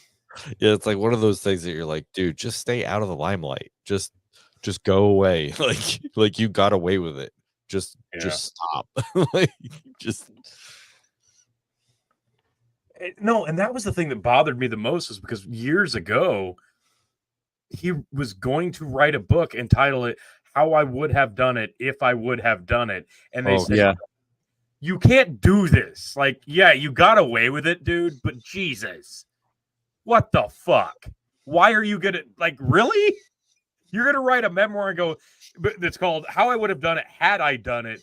That's basically just how I wish I would have actually done it instead of how I did do it. What the fuck?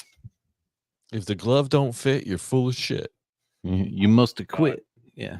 1994, literally, we're talking 30 years ago is when this happened, right? So yeah, I remember I was in high school and when the verdict came down, and I was in science class, and I remember just looking at a friend of mine who had had a notebook paper, and it said "Free OJ" on it, and I'm just like, I just don't give a shit about this guy. Like, I don't know him. Yeah. I didn't follow it. I don't. This goes back to your roots of being a libertarian. That, like, if that were you today, that kid would have a notebook that says "Free Palestine." You'd be like, "Oh, fuck off." This is Brendan's villain arc. It goes back to OJ. Yeah. Yeah, I'm like, I was like, I don't give a shit. Like, I didn't become politically aware until I was like 30. So, you didn't know, but it was always there. Yeah, I would just like, I'm like, I don't give a fuck about this guy. I'm like, why are we watching this? I was like, not that I wanted to, learn about biology or anything, but like, it was just like, I was like, what the? Why are we watching this bullshit? Yeah, if it was anatomy, it would have been a different story. But no, it is. It's one of those, like, you think about all the like big trials we've had in like the last 5 to 10 years, and we're talking like the Kyle Rittenhouse, the fucking Derek Chauvin, the fucking Johnny Depp, for God's sakes. And OJ Simpson is still. I wish I would have got into the Johnny Depp one more, because that was actually pretty fucking funny. I shit on it like crazy during the time, but then like I saw the montage of the clips like smashed together. I was like, oh fuck Christ, I missed some gold, didn't I? Yeah, you distanced. You distanced yourself from that one too early on. I wish you would have gone whole hog with it, because it was so much fun. But yeah, OJ was one of those big ones that really I don't know, correct me if I'm wrong here, but that really did kind of shift celebrity scandals, celebrity court cases, celebrity gossip. Like, I know it's always been a thing, but OJ Simpson was such a culture shock impact on what the perception of celebrity status was. Nobody's ever going to forget the white Bronco chase. I mean, they incorporated that shit into fucking WrestleMania, for God's sake. They used the footage of the Bronco chase on WrestleMania between Goldust and Roddy Piper, for fuck's sake. Yeah, I remember that. That's how big this was. It was such an iconic piece of history. And forget what he did as an athlete. As an actor, for God's sakes, the Naked Gun. Like, OJ Simpson. Naked Gun movies were fucking gold. OJ Simpson was elite level status celebrity. That's why this was so impactful. And he never shook it. Even though he got the innocent verdict, everybody knew he'd done it. And he got away with it. And he never shied away from teasing the idea that he'd done it. He was guilty in the civil case, but... Right. There is the theory, though, that he allegedly could have covered the murder up for his son. I never really looked into this, but apparently that's a thing. He fell on the fucking sword. No. All of that shit is internet bullshit. It's all the Reddit fucking dumb shit that weren't alive when any of it fucking happened. And it's just like the when they brought Osama bin Laden's fucking video back. It's the same fucking thing. It's a bunch of people that don't understand the time and the situation, what was actually going on. They see a little bit of information, they're like, oh my God, I know everything. Like here, like we talked about it with Tom on our last live show. Like every time these things happen, everybody becomes an expert like that. So like you got fucking 20-year-old kids who had no idea who OJ Simpson was 2 weeks ago. Now all of a sudden know everything about him, which good on them for like learning. And like they probably read a bunch of shit on Wikipedia to learn his background, but then they were like, well, I heard about his son, and his son probably was like the one that did it. And Cat Williams probably went off one time about it, and they were like, Cat Williams is right about everything, so we're gonna go on with that story. He didn't do it, his son did it, and here's why. It's gonna be hilarious. I just noticed I had like a Cat Williams voice starting there, so I was like, well, fuck it, let's just invoke Cat Williams. I did see on the Cat Williams. You can do the voice and you're not smoking. Yeah, I know, right? There was one comedian that fucking Rogan had on right after Cat Williams, and he goes, "Oh man, I love Cat Williams so much. I wish he was my inner dialogue for self-hate."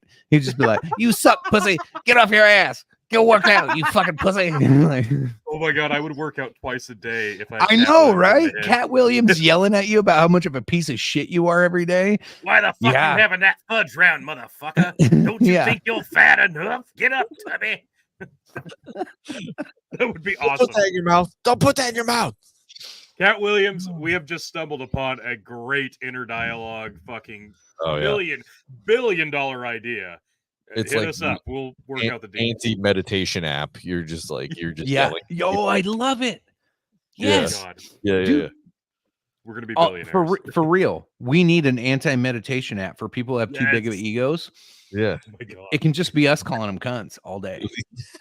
Okay, forget you, Cat Williams. We'll do this on our own. Yeah, Still, give us a jingle. Like I can make people feel like shit. I'm pretty good at making people feel like shit. I can do this. I can help you.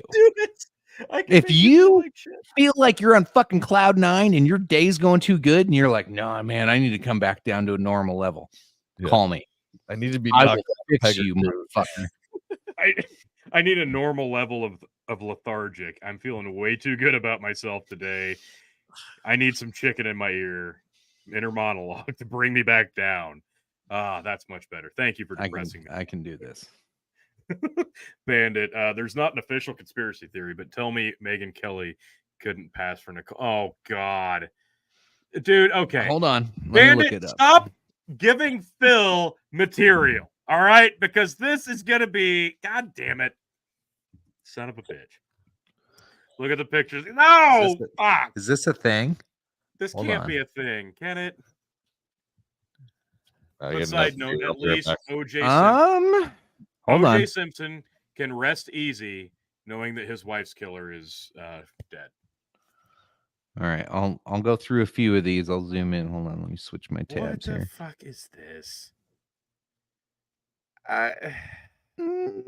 Maybe. That's not. I don't know about. Oh my God! Like somebody like. No. Hey, now that one's actually closer. Well, yeah, you can draw fucking circles and arrows on shit on somebody's face. That Hey, makes fuck you. everything look. It looks real to me. Damn it. Yeah, and it's gonna look real to Phil too, who thinks that like plastic surgery only counts when he needs it to count, and that aging doesn't matter. Jesus Christ. They kind like actually there you that's go. the best one I've seen. Yeah, no circles. Wow. The nose is a little off. The chin's a little more pointed. I love how OJ's looking at Megyn Kelly. The eyes, yeah, like you're next, bitch. The eyes, the eyes were a little different, but yeah, I see the similarities. I get it. No, I love these. I love them as I love these ideas as entertainment. That celebrities can be replaced, repackaged, whatever. It's very entertaining. But if you see it and believe it as canon, as fact, without any Why does Nicole Brown look like a dude in this one? That was her stand-in so that she could go become Megyn Kelly, apparently.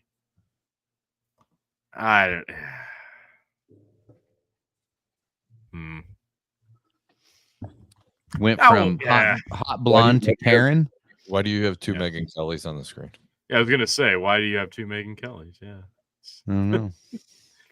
I don't know. Okay, I think we need to do an entire episode where we talk about celebrity doppelgangers, celebrity recastings, and like celebrities becoming somebody else. I think we could literally do 2 hours on this, but we have to have Phil for that because so she was never really murdered. They just wanted to put another black man in jail. Yeah, exactly. So OJ was free. Thank God we got to the bottom of this. Rest in peace, OJ. Thank God you were proven innocent in 1994. 30 years later, you can rest easy. We know the truth. You were innocent, and we have discovered the truth. You never actually murdered your wife. So the joke that like led me into going, oh shit, OJ died was somebody posted on Twitter. I don't even know who it was, some random account, and it was like, you know, it's a somber day. Probably shouldn't talk or make jokes about OJ's death. Maybe I'll take a stab at it tomorrow. Yeah. I was like, oh shit, OJ's dead. And that was gold. That was. I didn't see that coming. Yeah, what one of those phenomenal athletes of his era. Could have been an amazing actor, then committed some heinous shit. Like allegedly. I think you're just giving him. I think you're giving him too much credit. I mean, he. I'm sorry. I love the Naked Gun movies. And he was a great athlete. He didn't do much in those movies. He was just a cameo, basically. He played the slapstick part where he just got yes. beat up. You know, like Yeah. he played the curly. He had to wear a big wig, and did he have to dress as a female at all? I can't remember. Probably. I think he did. Yeah. To like call back to Cat Williams forget thing. him in the wheelchair rolling down the steps at the end of the movie. Yeah. Fucking brilliant. Yeah. No, like I'm just saying he wasn't an amazing actor. Would he have been? No. Maybe. But so someone who I listen to, and I know Chicken does, so Dave Smith. I was listening to his podcast, and he was like, "Oh, this one kind of hurt," or like he felt something emotionally about OJ Simpson like dying, and I'm like, I couldn't give a fuck about this guy, and I don't even know, like, I don't like. This guy's made a lot of bad life choices, right? Like he got away with murder, and then he ended up going and spending a lot of time in jail for trying to rob people. And it's not like the murder charges were the only thing he did wrong. Like I don't feel anything for this thing. Breaking into a dude's house for memorabilia that he sold. Yeah. It was great. So I don't know. I didn't have any affinity for this human being. So I don't know. Like I don't wish death on anybody. It's gonna come regardless of whether or not I wish it on people. But I also just I care for his family. I hope, or anybody that cared for him and is in grieving, then I care for that person. But I don't know. I just don't feel for this person. He just seems to be. I care for all the people he killed. Yeah, that too.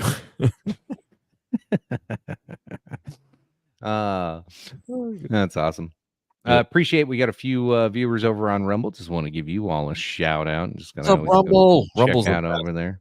I love Rumble is awesome. It is great. Like I haven't been doing a good job keeping up with posting videos on Rumble, especially lives. Like the videos will come out, but they won't be live most of the time. But tonight you are live, Rumble folks. So don't be afraid to jump in the live chat and throw some shit in there for us.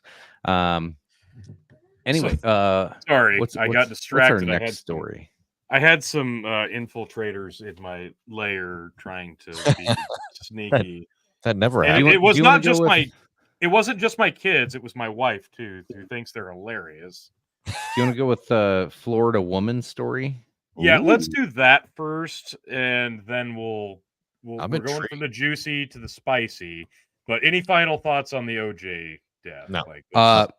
R.I.P. Juice. Brett is like, no, none. Fuck that guy. Don't give a fuck. Don't give R.I.P. Juice. That's all I gotta say. Goodbye, Twitter world. Again, I will say OJ Simpson may now rest in peace, knowing that his wife's killer is dead. His son's still on the loose, though. Yep. So Juice Jr. still on the loose. Got it. This is interesting. This is one I was actually going to save for Dads Worldwide, and then I'm like, no, I don't want to burden Brendan with that. Florida woman accused of posing as 14-year-old molesting teen boys she met on social media. Alyssa Zinger, now 23, remains behind bars without access to electronics. Is that her? Yeah, that's her. Apparently, she was a social media influencer, and apparently that like a wasn't enough 14-year-old. clout. A Florida woman allegedly pretended to be a 14-year-old girl on social media, had sexual encounters with multiple teenage boys she'd met online in order to be held in custody without bond. Alyssa, 23, first arrested in November. Back then, Tampa woman was charged with 2 counts of felony lewd and lascivious battery and 5 counts of felony lewd or lascivious molestation, according to a news station. Zinger was first suspected of having a sexual relationship with an underage boy. While looking into the case the last several months, detectives believe they discovered 4 other victims aged 13, 14. Zinger allegedly communicated with the boys on Snapchat and TikTok while posing as a homeschooled student. sheriff's office records a record show Zinger was arrested again last week for multiple felony charges of lewd, lascivious, molestation, lewd. Jesus, they're trying to make me say lascivious as many fucking times as possible. A lot. Battery, sexual cuber harassment. What's sexual cuber? Is that like, did she use a cucumber? I don't know. Possession of child pornography and in-state transmission of child pornography by the electronic device. Cyber harassment. They misspelled. I bet you it's maybe. cyber harassment. Yeah. 14. Yeah, I mean, she looks like she's 14. Now, this is the double standard of... Now, okay, hold on. Like, if you're a 14-year-old boy and this girl comes up to you, and you're like, okay, let's go. Yeah, and that's, I would just say, the double standard of, it's still molestation, right? It's still rape. Yes. Right? Of course it is. It is. But then there is a massive double standard. There's still that thing in your brain that goes, yeah, but that boy probably liked it. Well, all of them did. Yeah. Here's the thing, and that's going to be ingrained in most men, regardless of how noble, honorable, lackadaisical, whatever they are. It's always going to be in the back of their mind, because guess what? Every man here on Earth has lived through puberty. Most of them, I'm sure. I'm sure there's a few that probably didn't, because their woke ass mom decided to inject. Dare you assume my puberty status? Right. But most guys have gone through puberty, and they're like, "Gosh, when I was fucking 13 or 14, I would have just loved it if my teacher made a pass at me. Why weren't my teachers hot?" I'm sure a lot of guys have looked at these fucking ridiculous stories and thought that. Well, most of your teachers we've said that be hot, but whatever. Right. We've made this joke 1,000 times. But the fact of the matter is, there's something, like, maybe we didn't know about it then, and maybe it was happening, and maybe now, the internet and social media, we can see it happening in real time. But this has become a real trend. Like, teachers, female teachers specifically, are literally like going after their students. And even now with this one, not even a teacher, they're so hard up for fucking young dudes that they'll just pose as students. Like, she's got to have, she's either got some kind of weird sexual kink, or no, that's 100% yes. Okay. Or she's just like one of those, like, you ever meet that kind of hot chick that's really crazy? And you're like, most of them, yeah. Man, I would bang her, but god damn it, she's not going to stop calling me. And like in today's that's when you world, give a fake number, fake name, and don't. Yeah, I'm just saying, in today's world of communication, it, like, those girls get shunned super hard, like, because I mean, they're going to hit your Messenger, your Snapchat, your Instagram. They're going to be all up in your shit and blowing your phone up with notifications. And they're going to be doing that. Like, they'll write like a 3-page letter front and back that says, "I love you," like 3,000 times, and like hand it to you with a weird fucking Furby. True story. This happened to me one time. Now, I go back and I think of, like, what's the modern day version of that girl? Because that happened to me when I was like 15, 16. And I go, oh, today it would be probably this chick. And like the second I got that letter of all the "I love yous" and a weird Furby, I was like, bitch, you're done. I'm out. Like, I broke up with her like in that moment. I was like, nope, that's fucking gross. That's creepy. That's weird. Get the fuck out of here.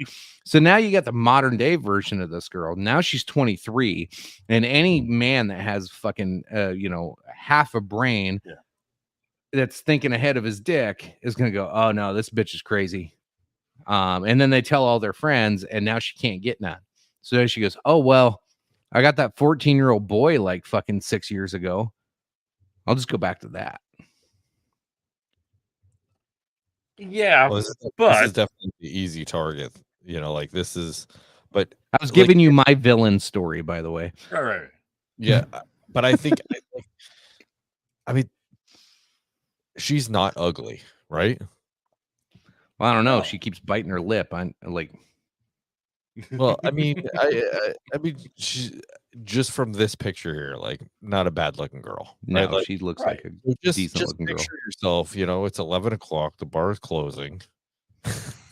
Now You there know, she looks 14. like this is not someone you'd probably pass up. So the idea that she has to go chase after, this is a choice for her to chase after 13, 14-year-olds.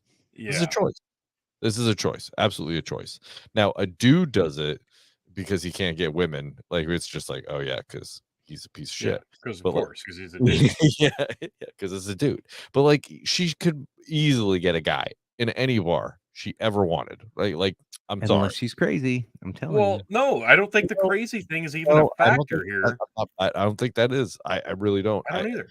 Yeah, but either way, it's gross. And she's obviously she's targeting these kids, so it's pretty fucking creepy. I I'm got trying to 50 find- bucks. I got $50 that she's like a total whore and she lives in a small town and everybody knows her and they've all banged her and they're all done with her. I don't think that's it. Well, I mean, that's probably part of it.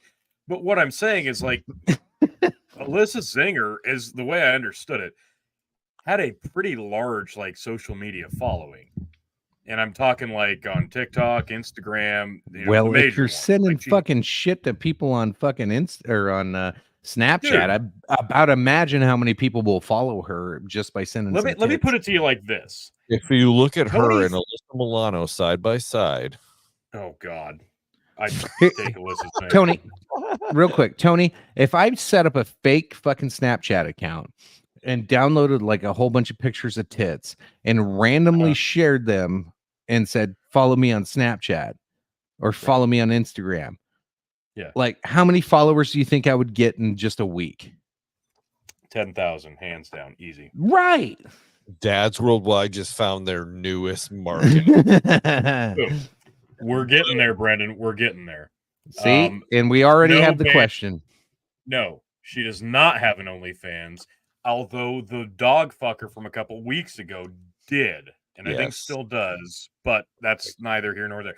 The point is, Alyssa Zinger had a large social media following on like Instagram and TikTok. And the average like nobody girl on TikTok is going to have like 6,000. Tony fucking G has over 6,000 followers on TikTok, okay? So even for a dude who's pretty goddamn handsome, if I do say so myself, it's not easy to get 6,000. Any random fucking like 5 woman can get an easy 10,000 followers. She had a lot more than that, I'm pretty sure. It's not like she was hard up. It's not like she was like, oh my gosh, I've run through all the guys in my town. I've got to resort to going and having sex with preteen boys. No. This was a choice. So yes, it's a 1,000% a kink thing. Well, her choice was like, go to the nursing home or go to the high school. Jesus, when you put it like that, chicken. What the fuck, man? How did you just make like the P word sound like amicable? It's junior high. That's junior high. It's not even. Christ. Yeah.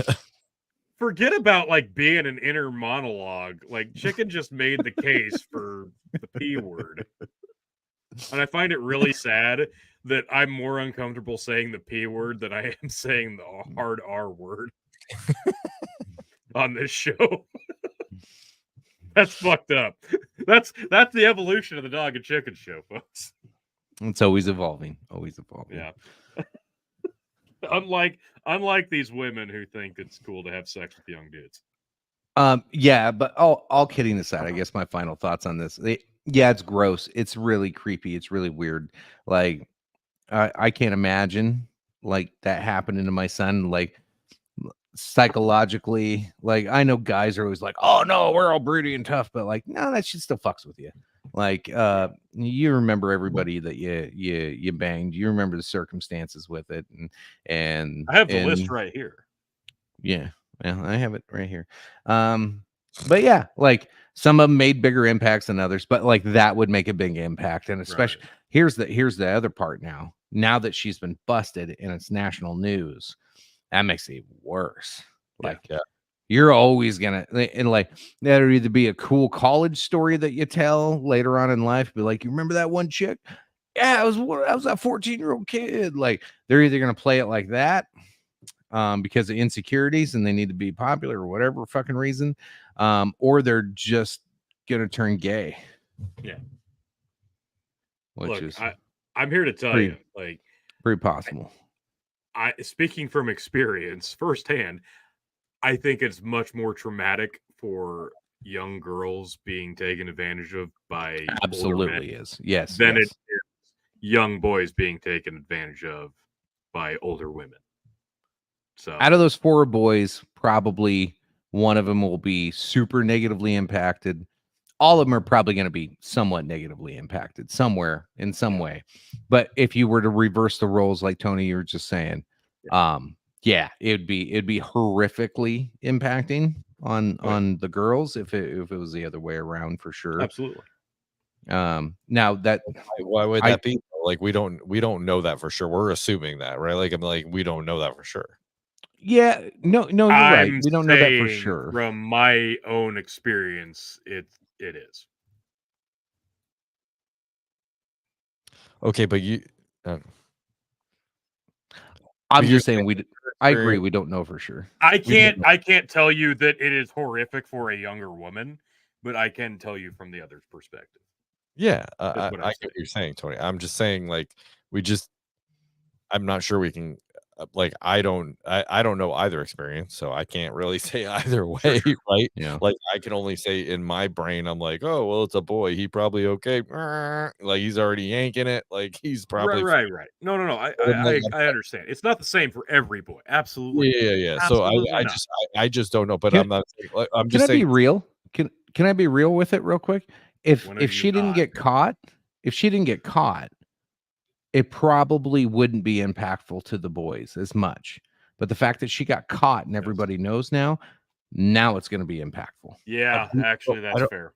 I don't know if that's accurate though. Like because probably not for all of them. No, it depends on the person. But it is worse. I guarantee you it's going to be worse now that she got caught. I'm not saying it's a bad thing she got caught. But it's going to be worse because parents know the stigma, the community, everybody in that community. You guarantee all of their friends know. Like they're probably going to have to move.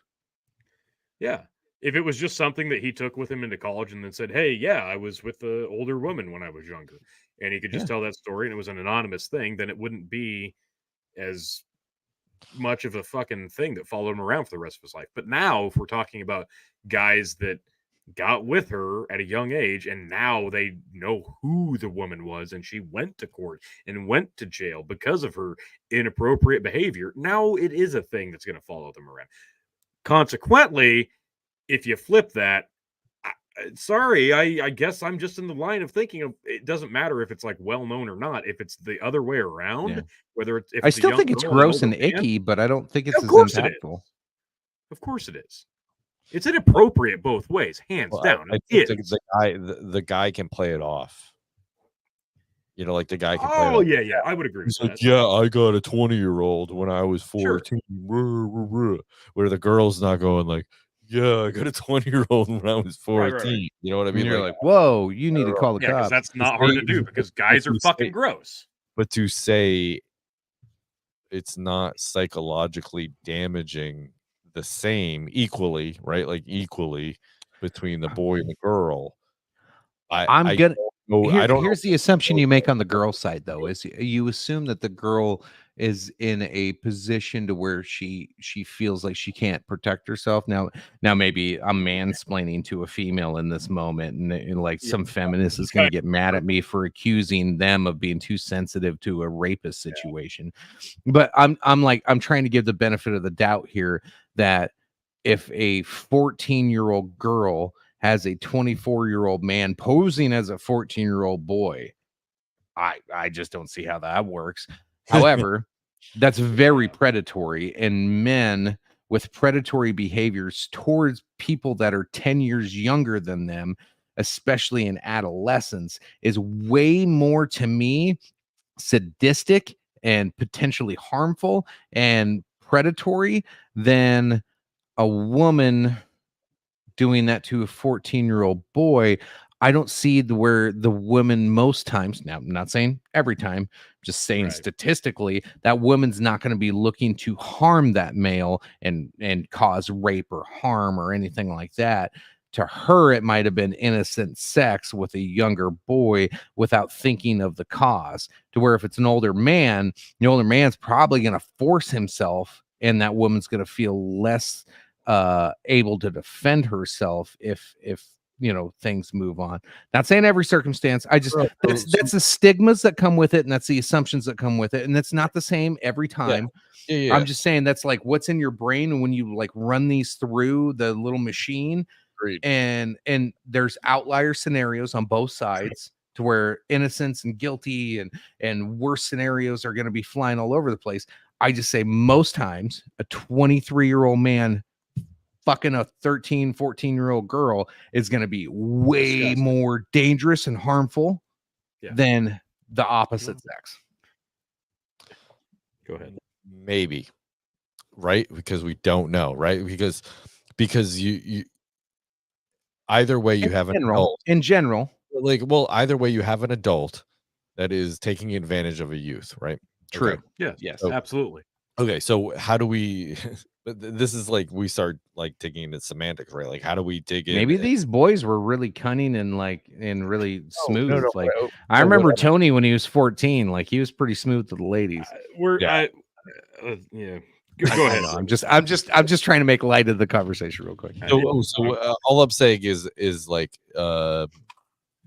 these 13, 14-year-olds generally think that they're doing the right thing and they're not doing something bad necessarily. Think about that.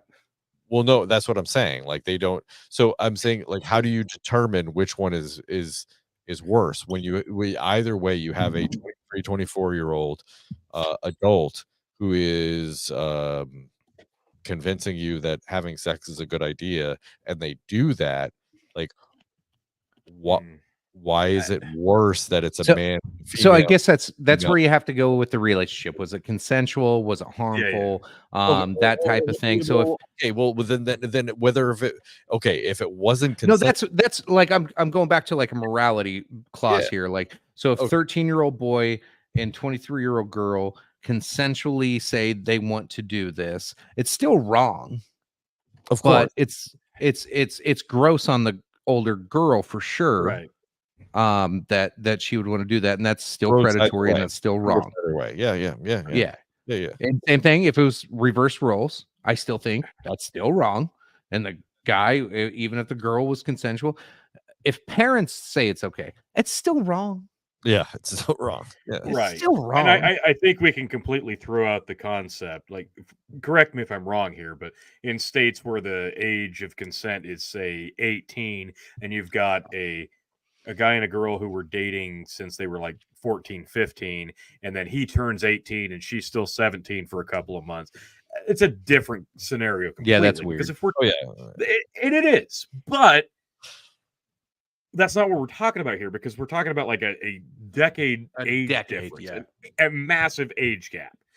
And we're talking about someone who has matured on a physical and emotional and mental scale more than the person that they are pursuing in a sexual manner. And more than the people on this show. Absolutely. Tenfold. And what I'm saying is, like, dick jokes, what you're looking at specifically is somebody who has lived through that stage of their life by 10 years, knows what it takes to pursue and seduce somebody who's much, much younger than them, because they've lived that. And that person has not developed. And I'm not talking genders at this point. You're just talking about somebody who has gone through the stages of life, who knows what it would take to seduce that person and get them in bed. And it's disgusting no matter what, because it doesn't matter where you draw the arbitrary line. Because if they're 17, 18, and they just haven't both turned 18, whatever, that's a different animal altogether. You know, you can make the argument then. Fine, whatever. But we're talking about a decade of difference. Somebody posing as a teenager who's very much not, that's a different animal. And again, when you're talking about puberty, generally speaking, maybe this is just we're being very generalization here, chicken. Like we're not being fair to the entire world or the entire nation. We're talking about a very small scale of experience, because in our experience, when we were 14, 15 years old, yeah, we probably would have been saying, fuck yeah, fucking 23-year-old wants to bang us, cool.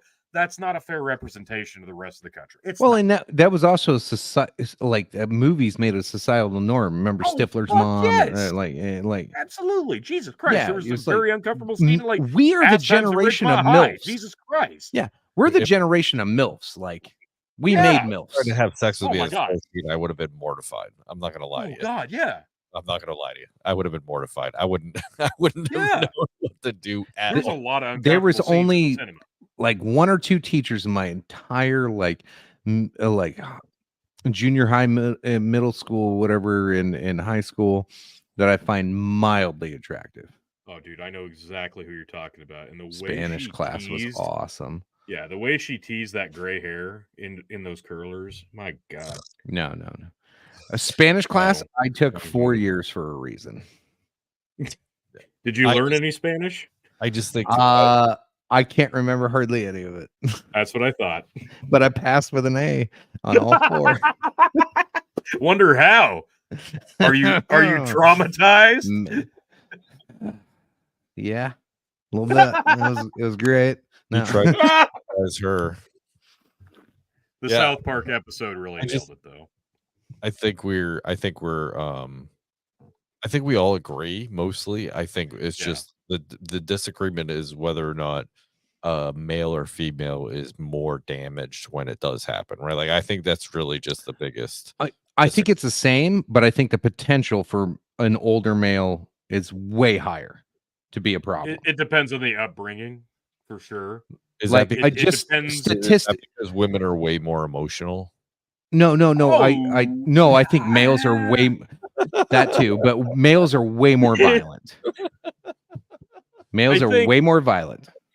I think that females Okay, wait a generally, we're talking about, if you're talking about gender specifics, literally, we're talking about men and women, girls and boys. I'm saying if I pulled up a statistic of every time an adult male had sex with a 14-year-old female, I don't want to. it do was that. probably more times of sexual assault than it was consensual.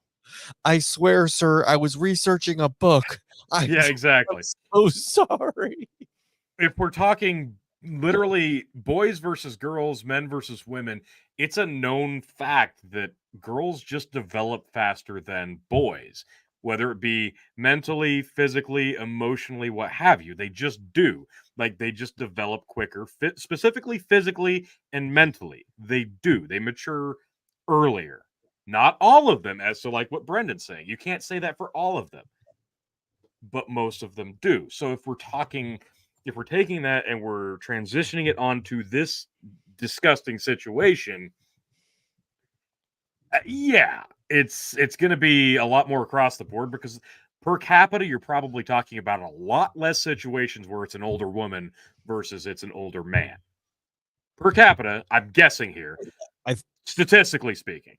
Yeah, I think we're just getting down in the weeds, and I think ultimately it's just bad. Like, I think it's just bad across the board. Like, 23-year-olds shouldn't be banging 13-year-olds, right? Like, this is just Statutory rape is bad and good. okay. We can talk more on that when we get to the post show, but we do have some more stuff. We got to move on here. We are now in two. hour 3. We spent a lot Or, of yeah, time. we're in hour 3. Sorry, Bandit. If you're the only loyal Facebook guy still watching, I think at this point that can give drinks, and I will gladly do whatever you want to do. I'm at your mercy. And we get back to racism for the last. It's not racism. It's kind of a bummer. I'm sure we can nobody find a likes way to talk about make it. rape. No, Jesus. But we did for a long time, and honestly, I'm actually glad we had all these discussions tonight, because Phil's going to get a kick out of most of this, and I don't think he'll cringe as hard as you would expect at most of it. So this would be great for the KOE Nation's playback stream. Yeah, if we had Tom on here, it'd be a totally different story, because Tom God. likes to argue for like certain ages of consent, and it's gross. Yeah, I don't want to do that. No, Tom argues for age of consent because he knows it's controversial. It's not even what he actually believes. hang on. Tony, you got a drink. You're burying the lead. I got to chug a Sorry. beer. Hang on. How Tom got banned from Twitch for 100, Alex? Yeah, no, we knew that. So, hang on, it's gonna get really foamy. Give me a second. I gotta let the foam. Okay, well, we'll go back to all of our beautiful mugs. So yeah, Bandit, we appreciate So it. so It's funny that Brendan, Bandit's watching on YouTube and not Facebook, but he is a paid Facebook subscriber. So Brendan, you're a little bit older than me. If I was 14, I don't know what God. the age difference quite Yeah, is. I'd bang you. I'd be okay with it. Thank you. It's different when it's guy on guy. Can we just say that? Like, He knows because the violence can be mutual. He knows. Brendan's like, no. I think it's just as bad when it's guy on guy. He knows I'm a gentleman. I'll give a reach around. I'll whisper in his ear. He knows. He knows. There you go. Yeah, but he Bandit wants bringing it. gay back. Look There at we him. He's go. wearing flannel. He's asking for it. You know it. Listen, I'm wearing flannel right here. Whoa, Oh my Nice. God! Yes, we got leg. We flannel. got Tad leg tonight. I'm just saying. I think. Oh, fuck.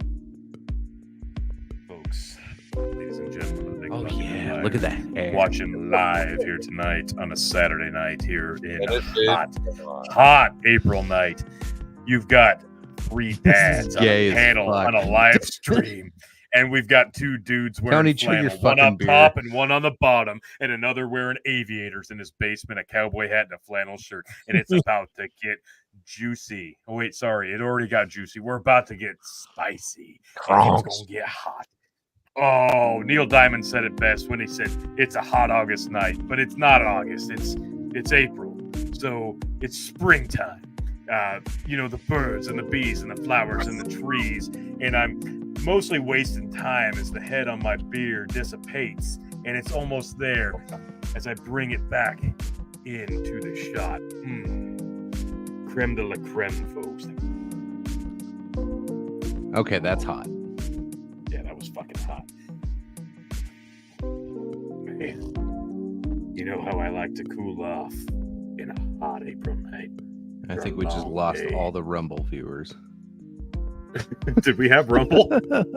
I'm afraid to check TikTok because I'm pretty sure I'm banned. Like, I don't even want to go look at my phone. Anyway, Bandit. Cheers.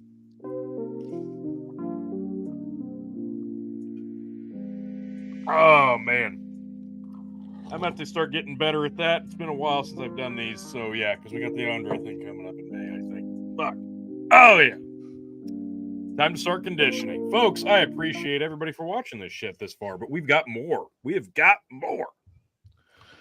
All right. OnlyFans manager says Britney Spears could make $100 million a year if she joined the site. Tony, I have already I already threw this to Tony, but he got up and left the room. So Brendan, I've mentioned this to Tony already. If she would have, if OnlyFans was a thing in like the early 2000s, imagine the money she could have made.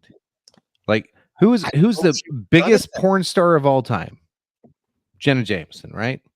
Hands down. Yes, Jenna Jameson. Britney Spears could have been way more famous and way more than that 100 million if OnlyFans and the internet was just 10 years earlier.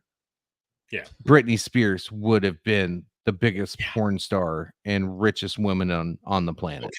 Okay, but Britney was already making shite tons of money just doing what she was doing. Like, she didn't need OnlyFans. She didn't need to, but the contradiction here is that, say, 20 years ago in like 2004, Britney Spears was at her like. I would have breaking gave point. my entire Pell Grant to her OnlyFans.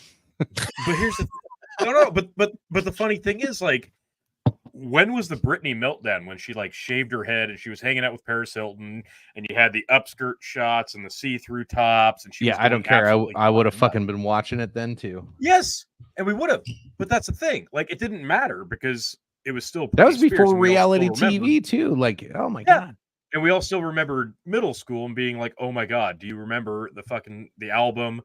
You didn't tell your buddies that you bought the CD, but you bought the CD because it had the fucking CD insert that folded out into the goddamn Britney poster, which is hilarious because I remember in middle school, somebody bought that album specifically for the poster, and they hung it up in our homeroom in high school or in middle school. And literally, one of the guys in the class got up and like started pretending to strip during some fucking joke as the principal was like walking through the room. And it was one of the most hilariously awkward fucking situations you can imagine.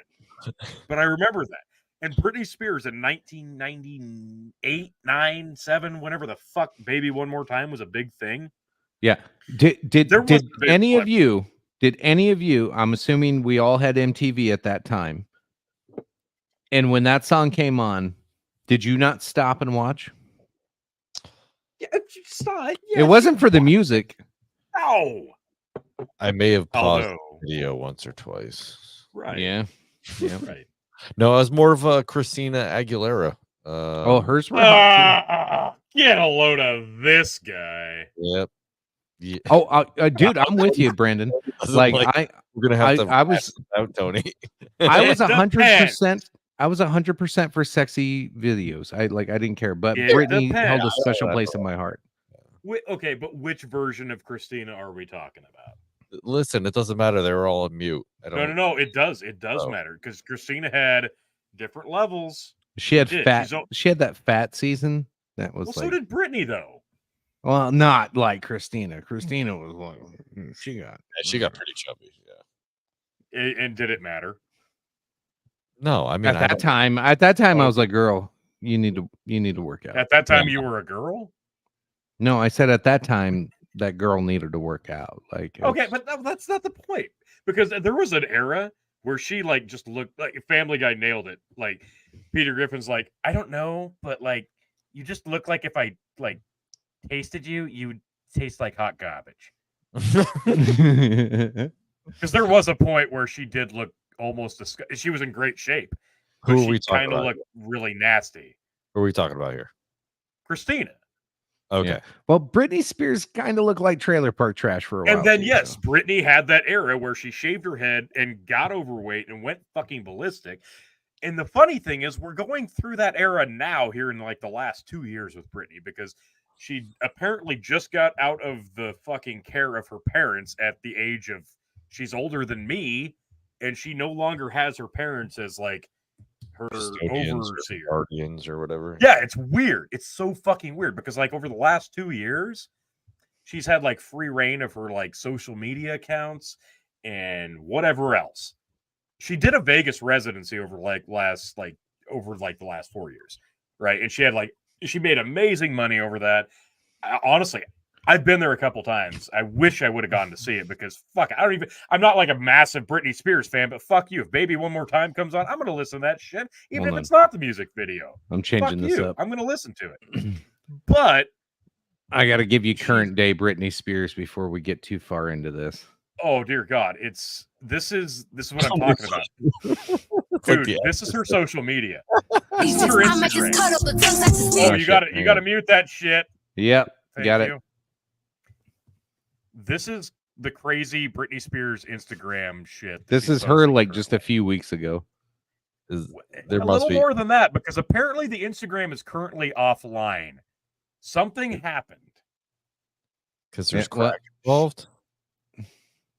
Probably. Are those fakies? Of course they're. Well, of course actually, I don't know. I don't know. Probably. But what I'm saying is like she'd been over the last couple of years, she was posting a bunch of really lewd shit on Instagram.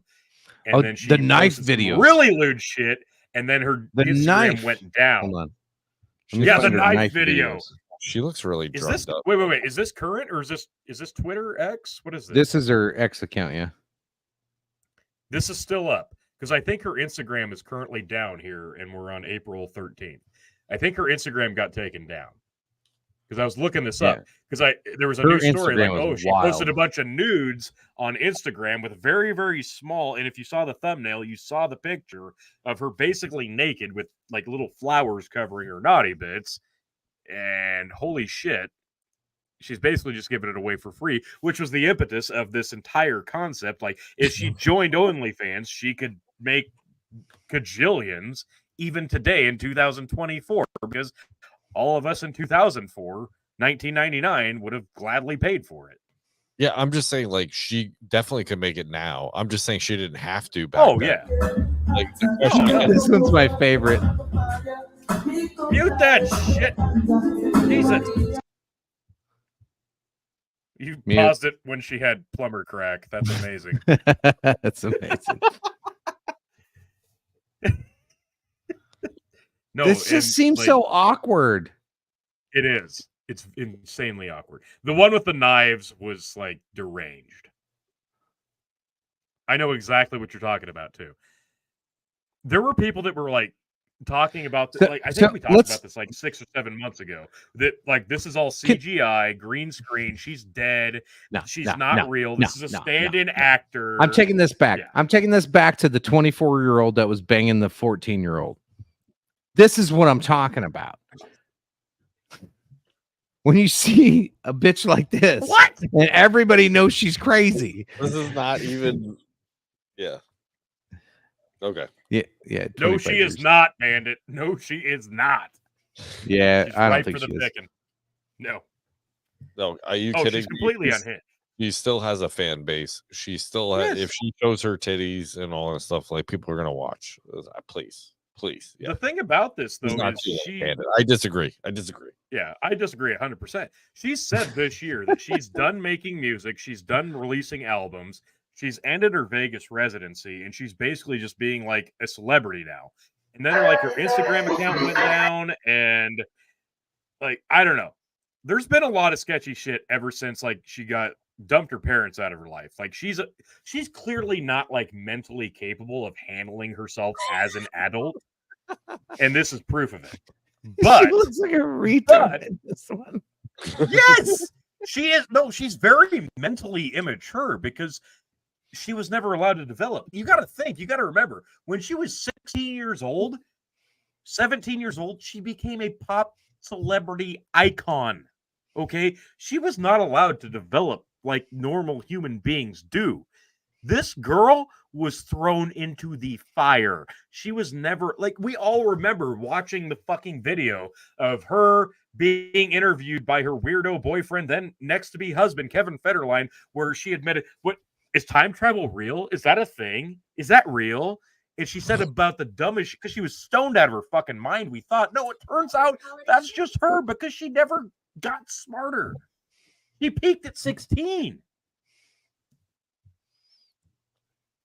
I actually feel bad for the girl. She Like never had a. Tony's like, never I can had- save you, girl. Yeah, I can save you, girl. I can help I'm you. serious, though. I'm serious though.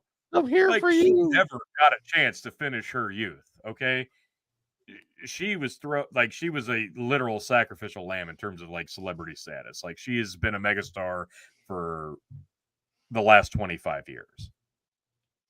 What I mean, for a lot of bad. That one's sensitive content. I better here. Let me remove before I post it on screen. So, here, let me see what it actually is. I guess what I bring this up because it's still Britney What? Spears Really? and it's still nostalgia, and we're still talking like, yeah, she's still pretty. Even at her craziest, she's still pretty goddamn good looking. Am I wrong? Oh, I'd She's- still hit it. Yeah, she's not a bad looking girl. No. So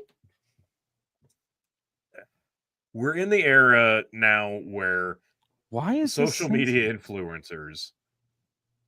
Out of all the Don't- shit she's posted, this is the sensitive content one. This is fucking stupid. Was it the knife? No, Because yeah, she did like some weirdo it's dance her with and her it- like butcher fucking knife. Oh, God, boyfriend, what is like this? fucking working out. This is fucking Oh stupid. my God. Whoa. No. No, this is insensitive. Yeah, it said Damn, this look is at the sensitive glutes on this content. I'm fucking like, guy. Holy I know, shit, look it's- at this dude's shoulders. Yeah, I'm not even looking at her. Look at this guy. yeah, like Tony's all like, he's gonna out. chub for this dude. He's like, fuck it, this Fuck, guy's bro. hot. Okay, that's kind of impressive. But where's the dude? Where's the dude? Gotta be oh, stop with the music, fucker. Jesus Christ. Tony's TikTok Bandit loaded. Yeah. Bandit Brittany's career died around the same time as Dom did. No, that's not fair. true, though. It didn't, though. Like, she went away for a little while, but she did have a big resurgence. Like, she did. And she's kind of maintained. Like, and Christina Aguilera, too. Like, both products of the era. So, if Brittany does make a comeback now, like I said, like her Instagram went down. I'm pretty sure it's still down right now. It'll probably come back because this is not the first time it's gone down. If she did decide to join OnlyFans, do you think it would still make like 100 million like the experts are predicting? Today, yeah. I think she would make that today. She's crazy enough. She's got the reputation. She's got the nostalgia with it. Like, yeah, I think that's easy. Okay. Brendan? Oh, yeah. There's definitely enough dudes our age that would just be like, yeah, for $5.99, I can see your tits. Like, I'm in. You know, like, yeah, there's just... It's a childhood dream for millions of guys our age. Like, he's Britney Spears. Oh, I'm sorry, $10.99. No? Yeah. $10.99. Yeah. 15? We $12.99. Okay. $20.99. What are we doing here? I'm fulfilling a childhood dream here, Tony. All right. Okay. She'll make millions. I'm still a cheap prick, so I'm thinking $6 is good enough. Hey. True. Yeah, you know what? Let everybody else spend the $10. Yeah. I'll find the leaked photos later. Yeah, there you go. I gotta refresh before we continue. Okay. Yeah, Tony's getting all choppy. Why Kids must be playing on their iPads and shit. I thought it was me. No, again. No. No, Tony's kids are all playing on the iPads and getting ready for bed. Why isn't there a Britney episode of Cops? Well, maybe there is. We just don't know. Yeah, yeah, she paid them off. That's why. Yeah. Go to Cops, dude. Oh my god, Cops would still be on the air, dude. Oh, that is a great crossover episode. So the Britney idea, this led me into this, folks. Before we get into this, I just want to say, I dare the Big Buck and Empire, the Dog and Chicken Show, all the dares you, countless viewers of this live stream realm. I dare you to challenge us to make our own OnlyFans, because if I've tried, these people can do it, I'll try harder. If these people can do it, that's what she I don't said. see any reason why we couldn't do it. This shit cracks me up. Like, this is hilarious. Let's get into this. 18 unique and remarkable OnlyFans accounts that we didn't believe existed. Before we start, I am so fucking happy that this is E-Bomb's world. Okay. Sweet. Evelyn Miller has 2 vaginas and 2 wombs. Again, dude, E-Bomb's world sucks to like navigate. Oh my god. This page is trash. All right. I just can't believe E-Bomb's world is still a thing. It still exists. Yeah. Yeah, I know, right? Number 2, after like the ads stop fucking everything up. Jesus Christ. All right. You need to zoom out. Some shit. I know. I'm trying to zoom in so we can like have a better viewing experience. I can't even close the ads. This site sucks so bad. Jesus Christ. Taking notes. There. Oh my god. All right. Number 2. Alice Lovegood makes bank by pumping breast milk and letting users watch. Tony, you're a dad of many children. How long can that last? My wife never breastfed or breast pumped. All right. As long as you keep pumping, that stuff will keep coming. Yeah. Oh, shit. Good for her. Yeah. Number New 3. kink unlocked. Thanks, Brendan. Stephanie Matto. Oh my God. Jesus fucking Christ. Why is the site suck so bad? Because it's E-Bombs World and we're in 2024. Yeah. And they're like, we have to pay for this site somehow. Add the fuck out of them. I feel like I'm like getting a virus in my fucking fingers just moving the cursor on this thing right now. She created her own adult content site, began selling her farts in jars. I've heard of this lady.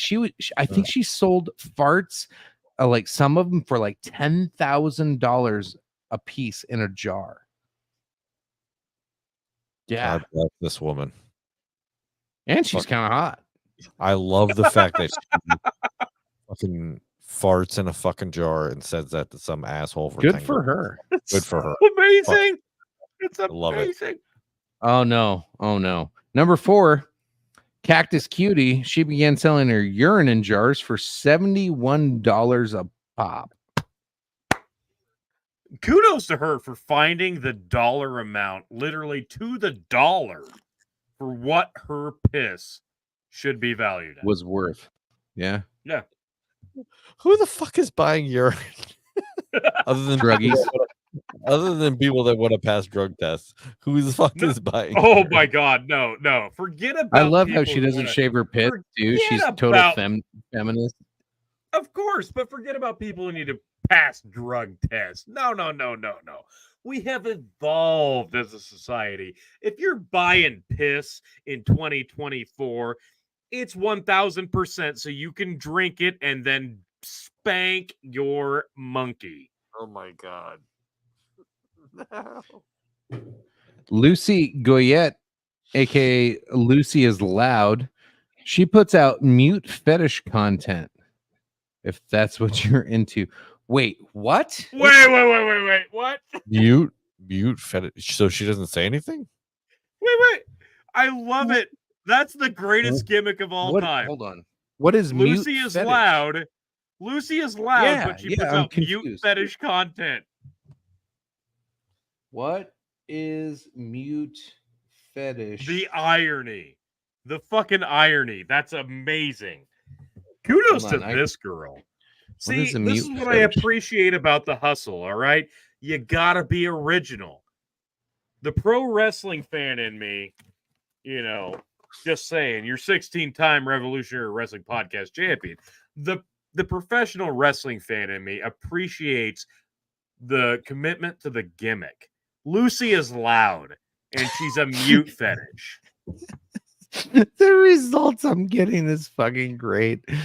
10 sex finishes you won't believe exist.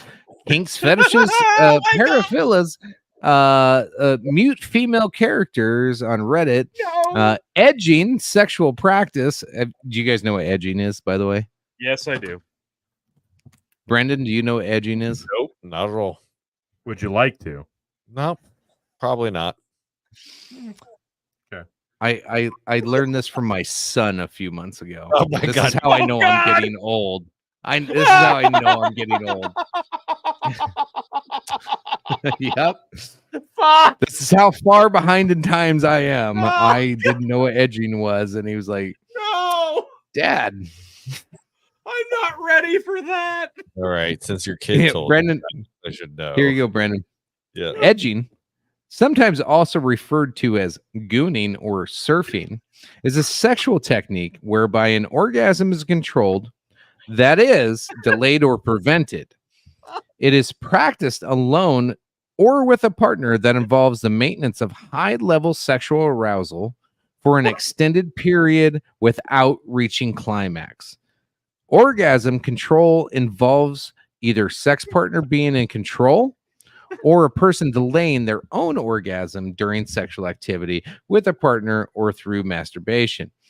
Any method of sexual stimulation can be used to experience controlled orgasm. So basically, you do everything you can to like not come. Yeah, got it. Yeah. You get to the edge, but you don't jump off the edge. I'm just not that fucking disciplined. I'm not that guy. Oh God, what is that? Oh Jesus! Oh my God! Peekaboo pumpkin. Bandit asked a really important question. Does she moan like a deaf person? Like, what does that sound like? God damn it! The third hour of this show is the worst. Peekaboo Pumpkin, the real life bearded woman. She makes her living by posting photos and videos of her stroking her beard. So it's like, no, hold on. It's like watching my brother. It's like watching my brother Lynn on this show. Oh no, Lynn! I'm so sorry.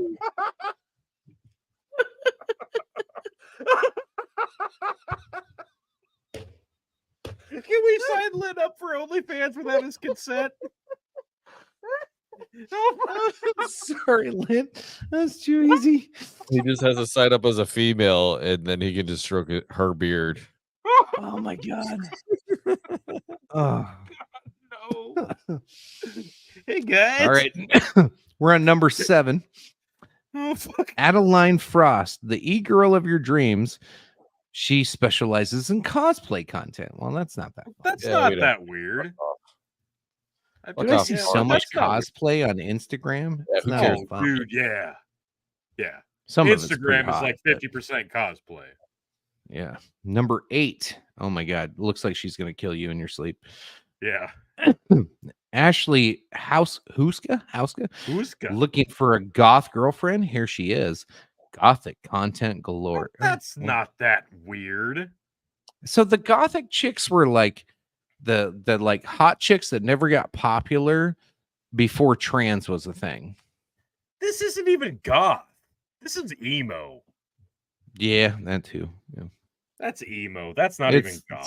Similar categories. They're different, but they're dude. Because when you and I were in like high school, like goth, that wasn't goth. That shit was emo. Like we knew goth chicks. All right, that wasn't goth. Yeah, chick. that wasn't goth. Number 9. Whoa, Tony, you want to try to read that name? Yeah. Let me take off the glasses of extreme.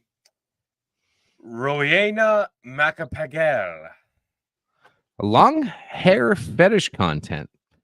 She takes photos of her knee length hair and gets paid a pretty penny. That's kind of hot. Well, what'd she do with it? Doesn't matter. It's hot. Chokes you out like you like it, chicken. Fuck yeah. Number 10. Jenna Phillips. Jenna racks in six figures a year pretending to be a puppy dog. No. Hey guys, that's a hot dog. Got it. Okay, she's not even wearing a costume. Yeah, she just. It's still a hot dog. No, it's not. She's not even wearing the getup. If I'm paying my hard-earned taxed money, she's got a collar with a bone, right? Yeah, I can wear a collar. I'll give a dog a bone. Yeah, you could wear a collar and then get. No. I want fucking the ears and I want the fluffy tail. No, fuck that. No, she needs to commit. Yeah, I agree. Melanie is a sports fetish content creator as a fan of Rangers. She humiliates fans of a rival team Celtic. I don't know what FC stands for. Okay. It's a football league. Soccer. Yeah. Soccer. I know nothing about soccer. No, nobody does except for, everybody else besides America. No, this is actually hilarious. She's pretty hot and she's just a dick to people who, don't like the team she likes. That's hilarious. I like the fact it. that That she's could be making fun. money off of that—that's fucking amazing. Who the fuck is this? Tony, we have a dude. Oh my god! Holy hair! Oh god! Jesus. Oh god!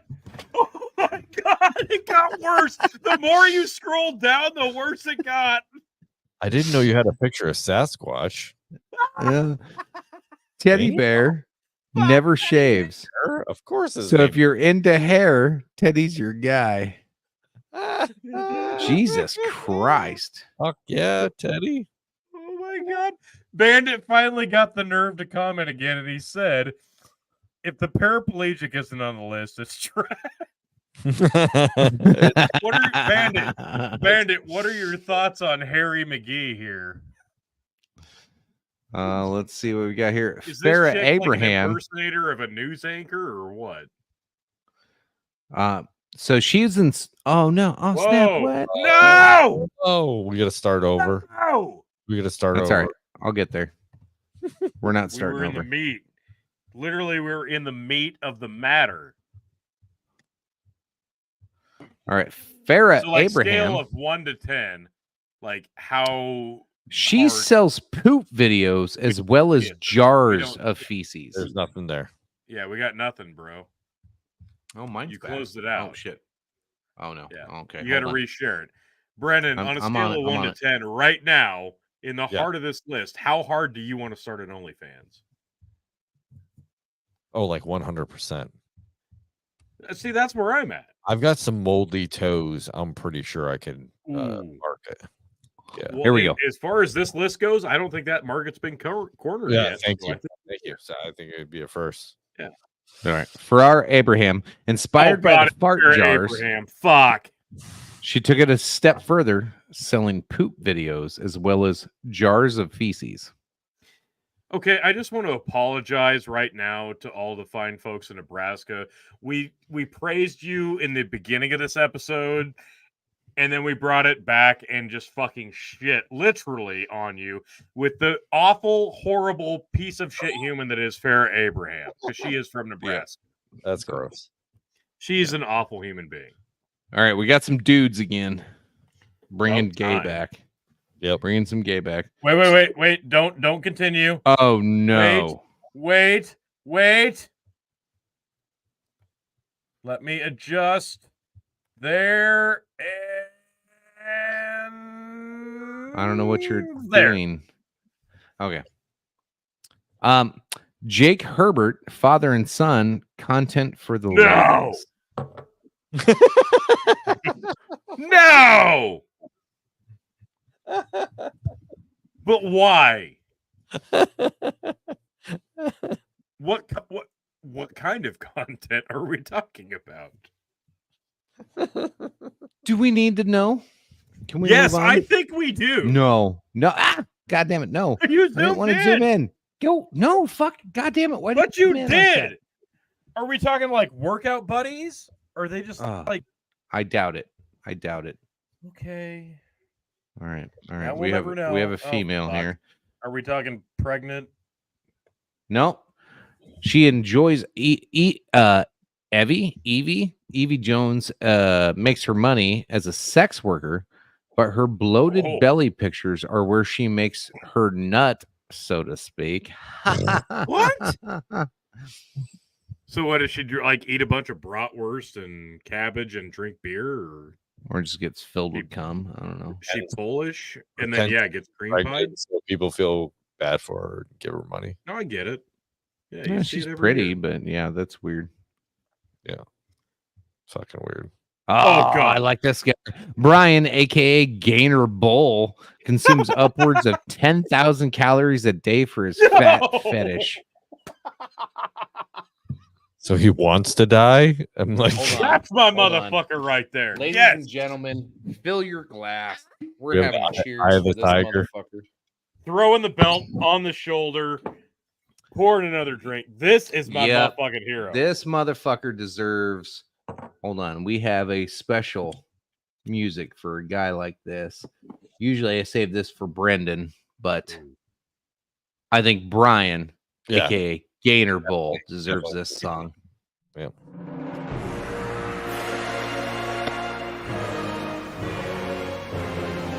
motherfucker.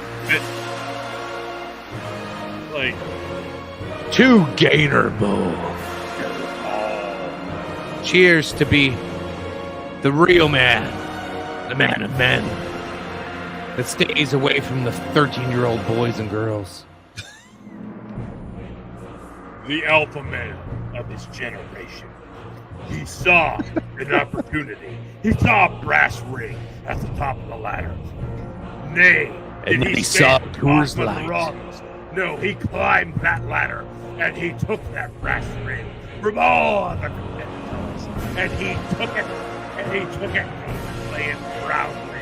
This man, this legend, this god will never be reincarnated, will never be resurrected.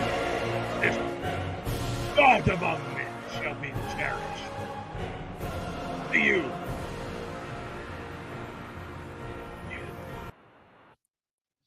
All right, that was fun. that was fun. Let's see. Next. Who's this Yeah. I don't know. My fucking this website sucks so bad. Desiree Gatto, foot fetish. She makes $9,000 a month selling feet pics and videos. That's the okay. That's 17. And they don't even show her feet. I can't even tell you if these are good feet. It must be fantastic feet. It must be. 17. Okay, 17. It took us to 17 of 18 to get to the feet fetish. Really? Uh-oh. Oh, geez. No. It's going to be a. Holly McGuire makes $4,000 a month sneezing and coughing for fans. I'm fucking done.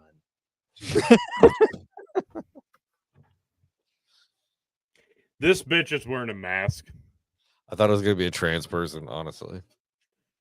I think I would have preferred that. This bitch is wearing a mask, and her whole hustle is coughing and sneezing and wheezing. Dude, Are you you know there's fucking worse shit kidding? on OnlyFans than half of this list. This list was gay. Damn it. What a weird way to explain the internet to his dad. Looks like Wings of Redemption, and are they wet? I think that was in reference to the foot fetish girl. They fucking better be. Bandit, what's your take on this bitch? Holly McGuire is really JoJo from Fuck yes, Bandit. Yes. That's hilarious. God damn it. Okay, so So when are we starting our OnlyFans? Is that what you mean? we're starting an OnlyFans. Yeah. It's 3 guys, and we're not in the same room, but we're all gonna come. We're all going to hold sausage. Okay, so here's the idea. Listen, guys, here's the hustle. I need a little southern twang to this idea. All right, so 3 guys. What was it? Is it the reboot of No Starsky and story Hutch? starts good when you say 3 guys. No, the reboot of Starsky and Hutch when they go to see Will Ferrell in prison. Like, okay, 2 dragons. And they gotta sit there and rub their nipples and shit. The other side of the glass. 2 dragons. That's the core concept of our OnlyFans, all right? All right. So by the time that the Andre the Giant beer battle memorial, whatever, of the Big Bucket Empire happens, I will have a OnlyFans account set up, because if those are the 18 things that make money, according to E-Bomb's world, in 2024, we're throwing money away. We are throwing money away by not having an OnlyFans account for the Big Bucket Empire. I feel like we should do like a dad bod calendar or something. Yes! All of this. I have done boudoir shoots, okay? Tony fucking G has done boudoir shoots. And we've not made a Big Bucket Empire calendar yet. It's happening. All right? Fuck these OnlyFans bitches who are farting in jars, peeing in bathtubs. These dudes who are posing with their dad. because that's not weird. And the feet fetish bitches, that's just Okay, lazy. can we get the fans of the Dog and Chicken Show to like give us pictures of their sisters, wives, or cousins? You sick fuck. Just might It's work. I'm like, I know who watches this show. I don't want them in a calendar. All right. I'm sorry. I love you guys, but I won't see it. I won't see it in a calendar. Well, Like, when we there's a reason this isn't our background all the time. Okay, like What?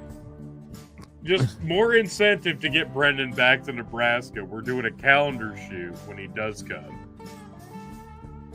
It's gonna be amazing. no, I do want Brandon in the calendar. I want What's Brendan, the longest?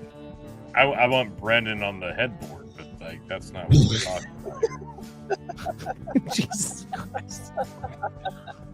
This is what happens when we get into hour 3. So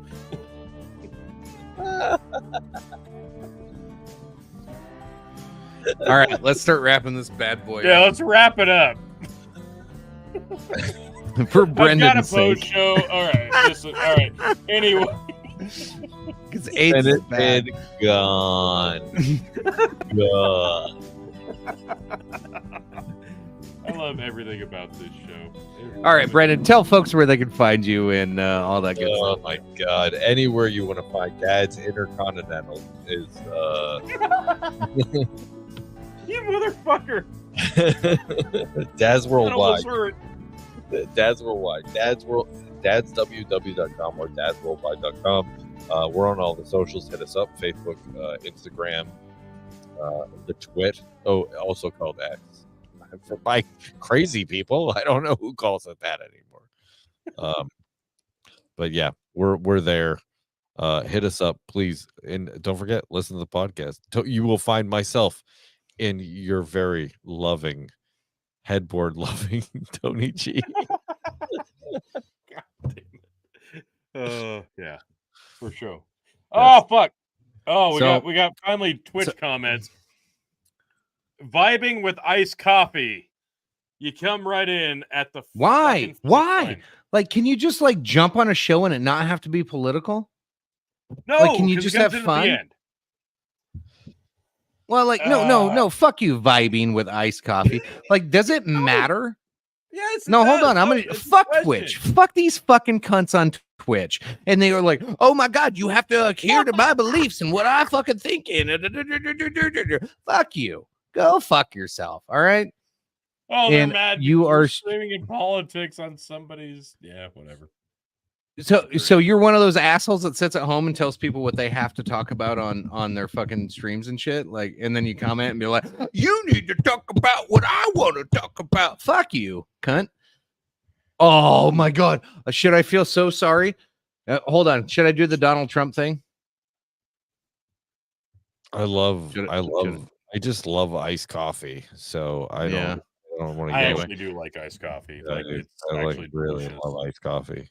No, I'm gonna Iced answer coffees the for pussies. question that he asked originally. Personally, I'm nonpartisan. I'm a registered nonpartisan voting. For me. Fuck both of you, libertarian assholes. I'm nonpartisan Dude, because I'm you should a think critically nonpartisan too before you now. cast I your left the vote. Libertarian Party. Yeah, and yeah, guess what? It finally took you fucking 20 goddamn years to realize that I was right all along, chicken. And I appreciate the question. And I thank everybody on Twitch who was asking. And he follows up with, this is a legit weird thing to do when you have a legit one viewer. Oh no, we had one viewer on Twitch. On one of the you're Twitch our channels. one Twitch viewer. On one of the Twitch channels. That shows you how much I appreciate Twitch. I run off Twitch viewers every time I see them. Well, no, yeah, it's Twitch. If you showed up one time, we talked. We did. There was Yeah, a you missed lot. out on the racism. Yeah. Oh, you're Right. a communist. No, you're not. No, you're not. Why is everybody on Twitch a communist? Fuck. Jesus Christ. You guys are so stereotypical at this point. Like, I am right 100% of the time. Like, you fucking all are goddamn dipshits. And I don't like to read history. Yeah, thank you. No. Being a communist is. I'm actually being a communist is silly. Oh my God, man, fucking Christ. Jesus Christ. Yeah. So is what's Tiberius's fucking dude's name? Whatever the fuck. Yeah. Is it the fat guy with the douche foot? Yes. Yeah, that guy. Yeah, I can't stand that motherfucker. Yeah, he sucks too. Anyway, Chicken's about to be arrested. I keep seeing a blue light in the background. Oh fuck. I don't give a good for you. I'm glad you wasted. Hold on. You have a PhD in history and you're on Twitch watching this show right now? What the fuck is wrong with you? That fucking tells me a lot more about you than it does us.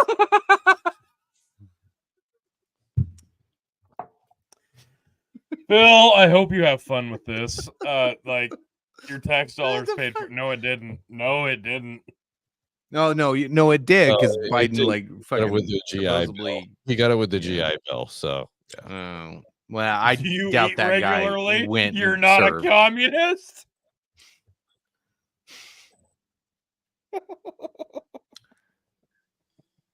This is the greatest. This might be one of the greatest endings to this show ever. Oh, that explains a little bit. Oh, well, hold on. Oh, wait. I have a further question. Did you used to be a guy? That's a fair question today. It's a fair question. You don't know. Unfortunately, it is a fair question. Yeah.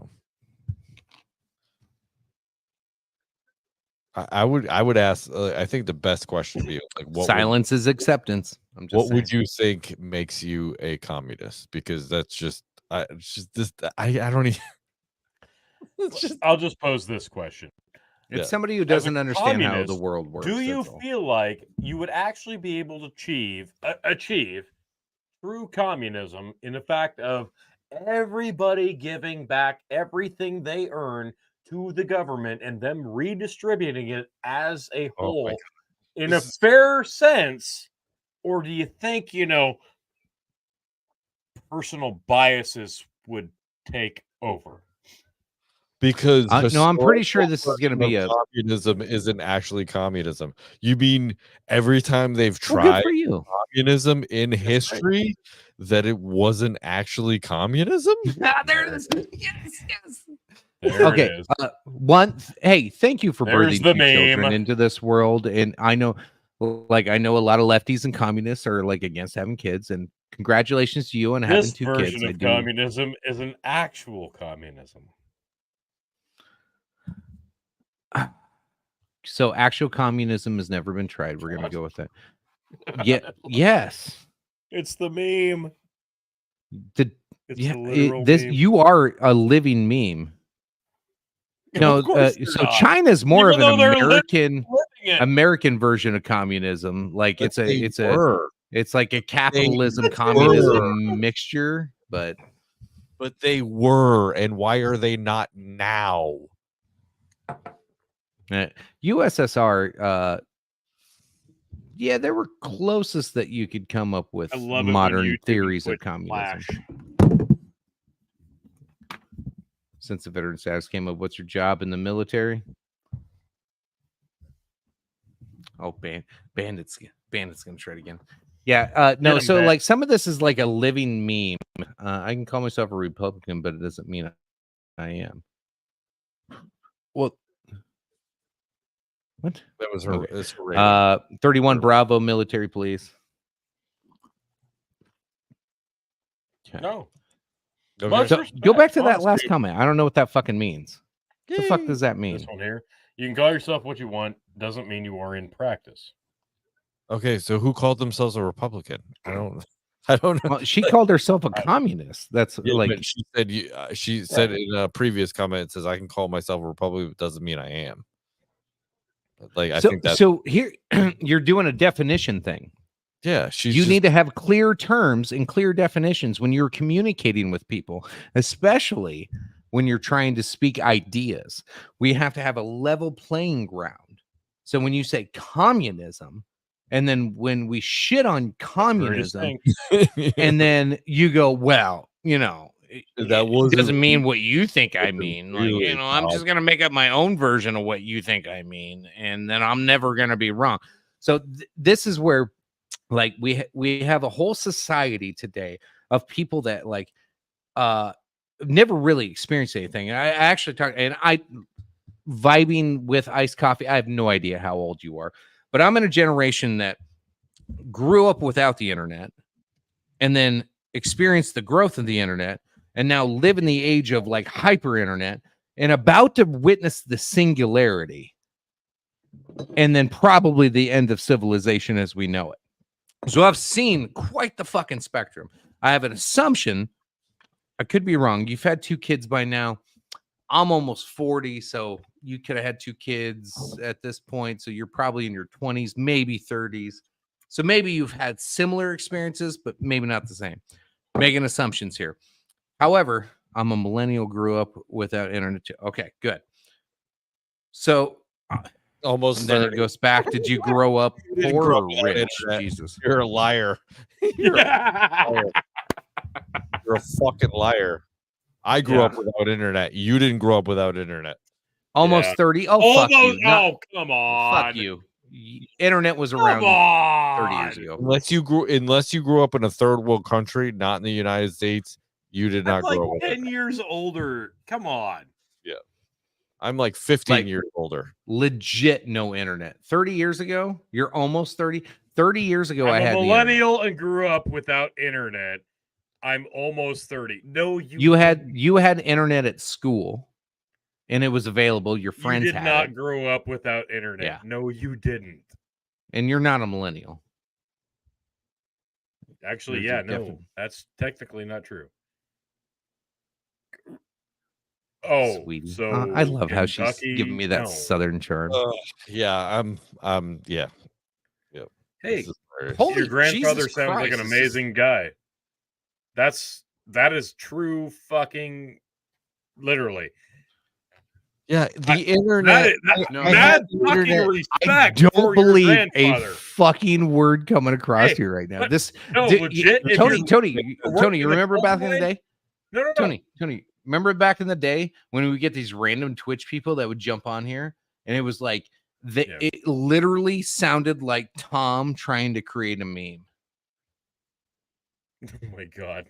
That's what this feels like to me. He was born in 94. Okay, you're a millennial, but the fact of the matter is the internet has been around since fucking like before 1994. Yeah. Sorry. Like, It- way it before. has. Not widespread. No, mad respect to your grandfather. Seriously. Like the coal miner workers? Fuck yes. Legit backbone of the country. Anyway, which should the make you not a communist. narcissism. What I was trying to say is the narcissism that comes from fucking people like this that jump on Twitch and try to fucking like run around with fucking like I don't know that you ever read Karl Marx and all this bullshit, and then they try to dictate what a show talks about and try to like they don't debate ideas, and then they like try to bend the rules and then change the definitions of words, and it's a slippery fucking game. But most of it comes back to narcissism and ego. Is everyone a narcissist you disagree with? No, that's what I'm saying about you, sweetheart. Okay, I love you. I hope you have a good life. I hope your communist dreams work out. But Jesus, You run your household like a communist. You type faster than I talk. Are you a bot? Jesus fucking No, Christ. actually, very, very impressive typing. Anyway. I'll never see. No, you won't see communism, and you don't Thank actually know God. what communism is. Thank God. She didn't have access to the internet until 2010. I just No, it's a bunch of people. Yeah, I'm a butt. No. It's again. I'll continue on with my little rant here. It's a bunch of people that have like these weird egos. They read a couple of things, think that they're all like fucking broody and fucking important. Whatever their struggles in life are or aren't, don't really get the concept of personal responsibilities, in the value in what that brings to whether that's a nuclear family or however you want to look at it. Capitalism aside, I think capitalism's fucking gross for the most part. And like, I benefit a lot from capitalism. I shit on capitalism all the time. It benefits me a lot, but I shit on it all the time because there's a lot of fucking greed involved. However, communism's fucking way worse. I would rather have some fucking fat cats that are fucking ripping a bunch of people off that we might be able to hold accountable someday to do our fucking laws and standards. And eventually we could have like a fucking rise up and fucking yell at them. However, the opposite direction, when you're communist, the government's fucking stealing all that from you, taking your property, throwing you in gulags, fucking killing your fucking family, telling you how many kids you can have, and then fucking and then what do you do? What do you do? You have no guns, you have no fucking means, you have no food, you have nothing. You think that's the way to go? Communism always turns into negative. There's like Stalin, if you want to, I'm trying to remember, like when you have you read Gulag Archipelago? I'm trying to remember, like I'm drinking, so it's like hard to get the words out.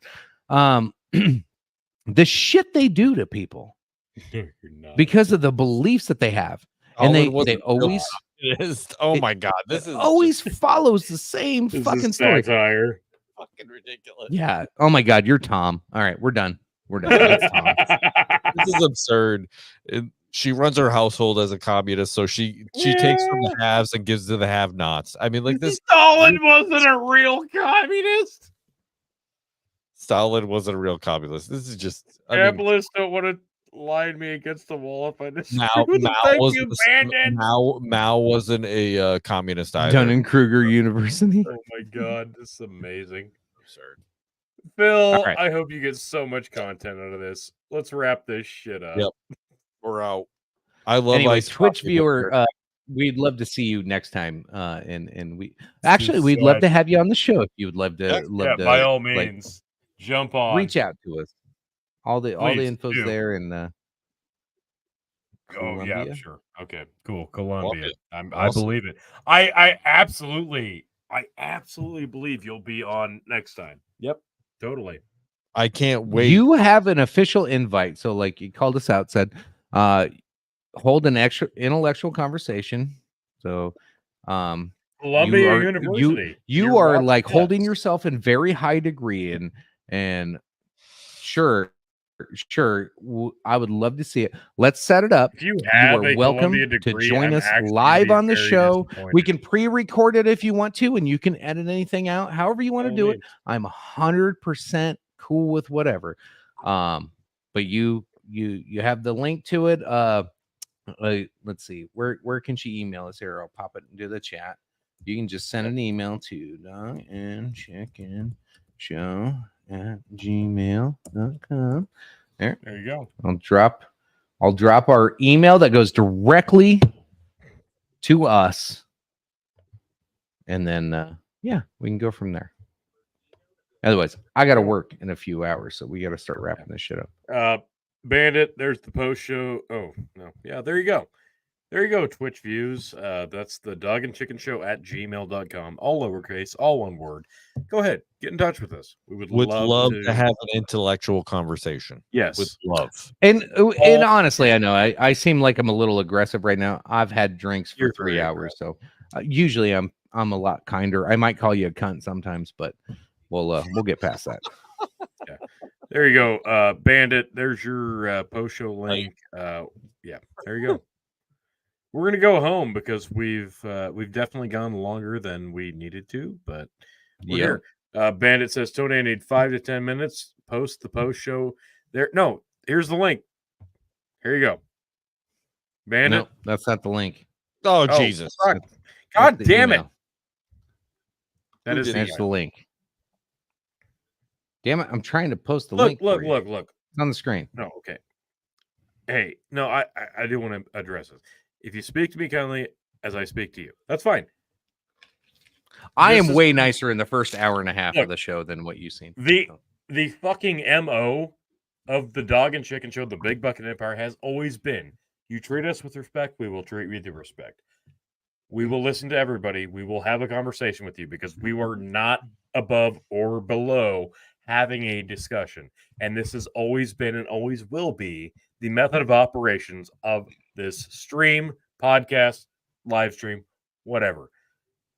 No matter how ridiculous the conversation is, respect goes both ways, and we are always going to be all about it. So if you want to have the conversation, we will have it. Okay. All right. Sounds good. Moving on. Nobody's doing that, and I don't expect that. No harassment. Was hollering post show to get a PhD in the post show. You know what? Yeah. We'll line that up. Vibing with coffee. You don't have to, but if you wish to, you can always join the post show too. Absolutely. Right. Let's see. Never mind. All right, Brendan, where can folks find you? Let's wrap this bitch up and get off of here and jump to the post show. dadsww.com, dadsworldwide.com. Come find us. Or we're on all the socials, Facebook, Instagram, and the X. Dads WW. Dads Worldwide. Thanks for having me once again. Love it. Thanks for coming, Brendan. I am Dr. Chicken. Find me on the X at Bark and Cluck. Appreciate y'all.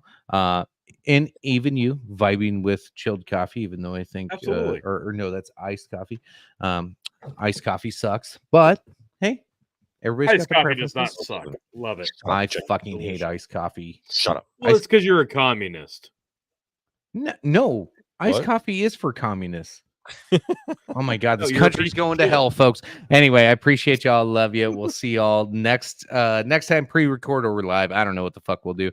Tony, take it away, sir. We're sitting here. It's January, February, March, April 13th, 2024. It is the year of the biggest election of your lives, folks. Do not fret. Do not despair. All you got to go out and do is get registered to vote, because Chicken and Brendan said that is the thing to do. And make sure you enjoy your partisanship, because these two libertarians love it so much. And I'm telling you, Twitch, TikTok, those are the most important forms of social media. That's why we're here. Everything I just said was total and utter bullshit. But anyways, Linktree/Big Buck and Linktree/Tony the Rod. Get back here. We've got another fun-filled weekend, episode 207 of the Dog and Chicken Show coming up. Not next weekend, but the following, because we're going on a bi-weekly basis. Next weekend, we've actually got a fun-filled fucking weekend for you, but you're not going to see it live. You'll have to hit that subscribe to the Big Buck and Empire on YouTube and Facebook to enjoy the festivities, because that's what we do here. You don't get to enjoy it unless you actually commit to us in a fully back and forth committed relationship, because that's what Tony fucking G, the 16-time Revolutionary Wrestling Podcast champion, demands of you, the viewer. I'm not giving it away for free. And if you want that link to the OnlyFans, you got to go and commit to me, to Chicken. All right, Phil, let's wrap this up. And Mr. Brendan Roy, a Dads Worldwide, which I frequently enjoy. He is so humble to have me enjoy you. And we will catch you next time on episode 207, Dog and Chicken Live. Catch you then. And see if it just smooths itself out. Back, tell you what I'll do. If I ever get back, I promise to refabricate you. Raging rivers of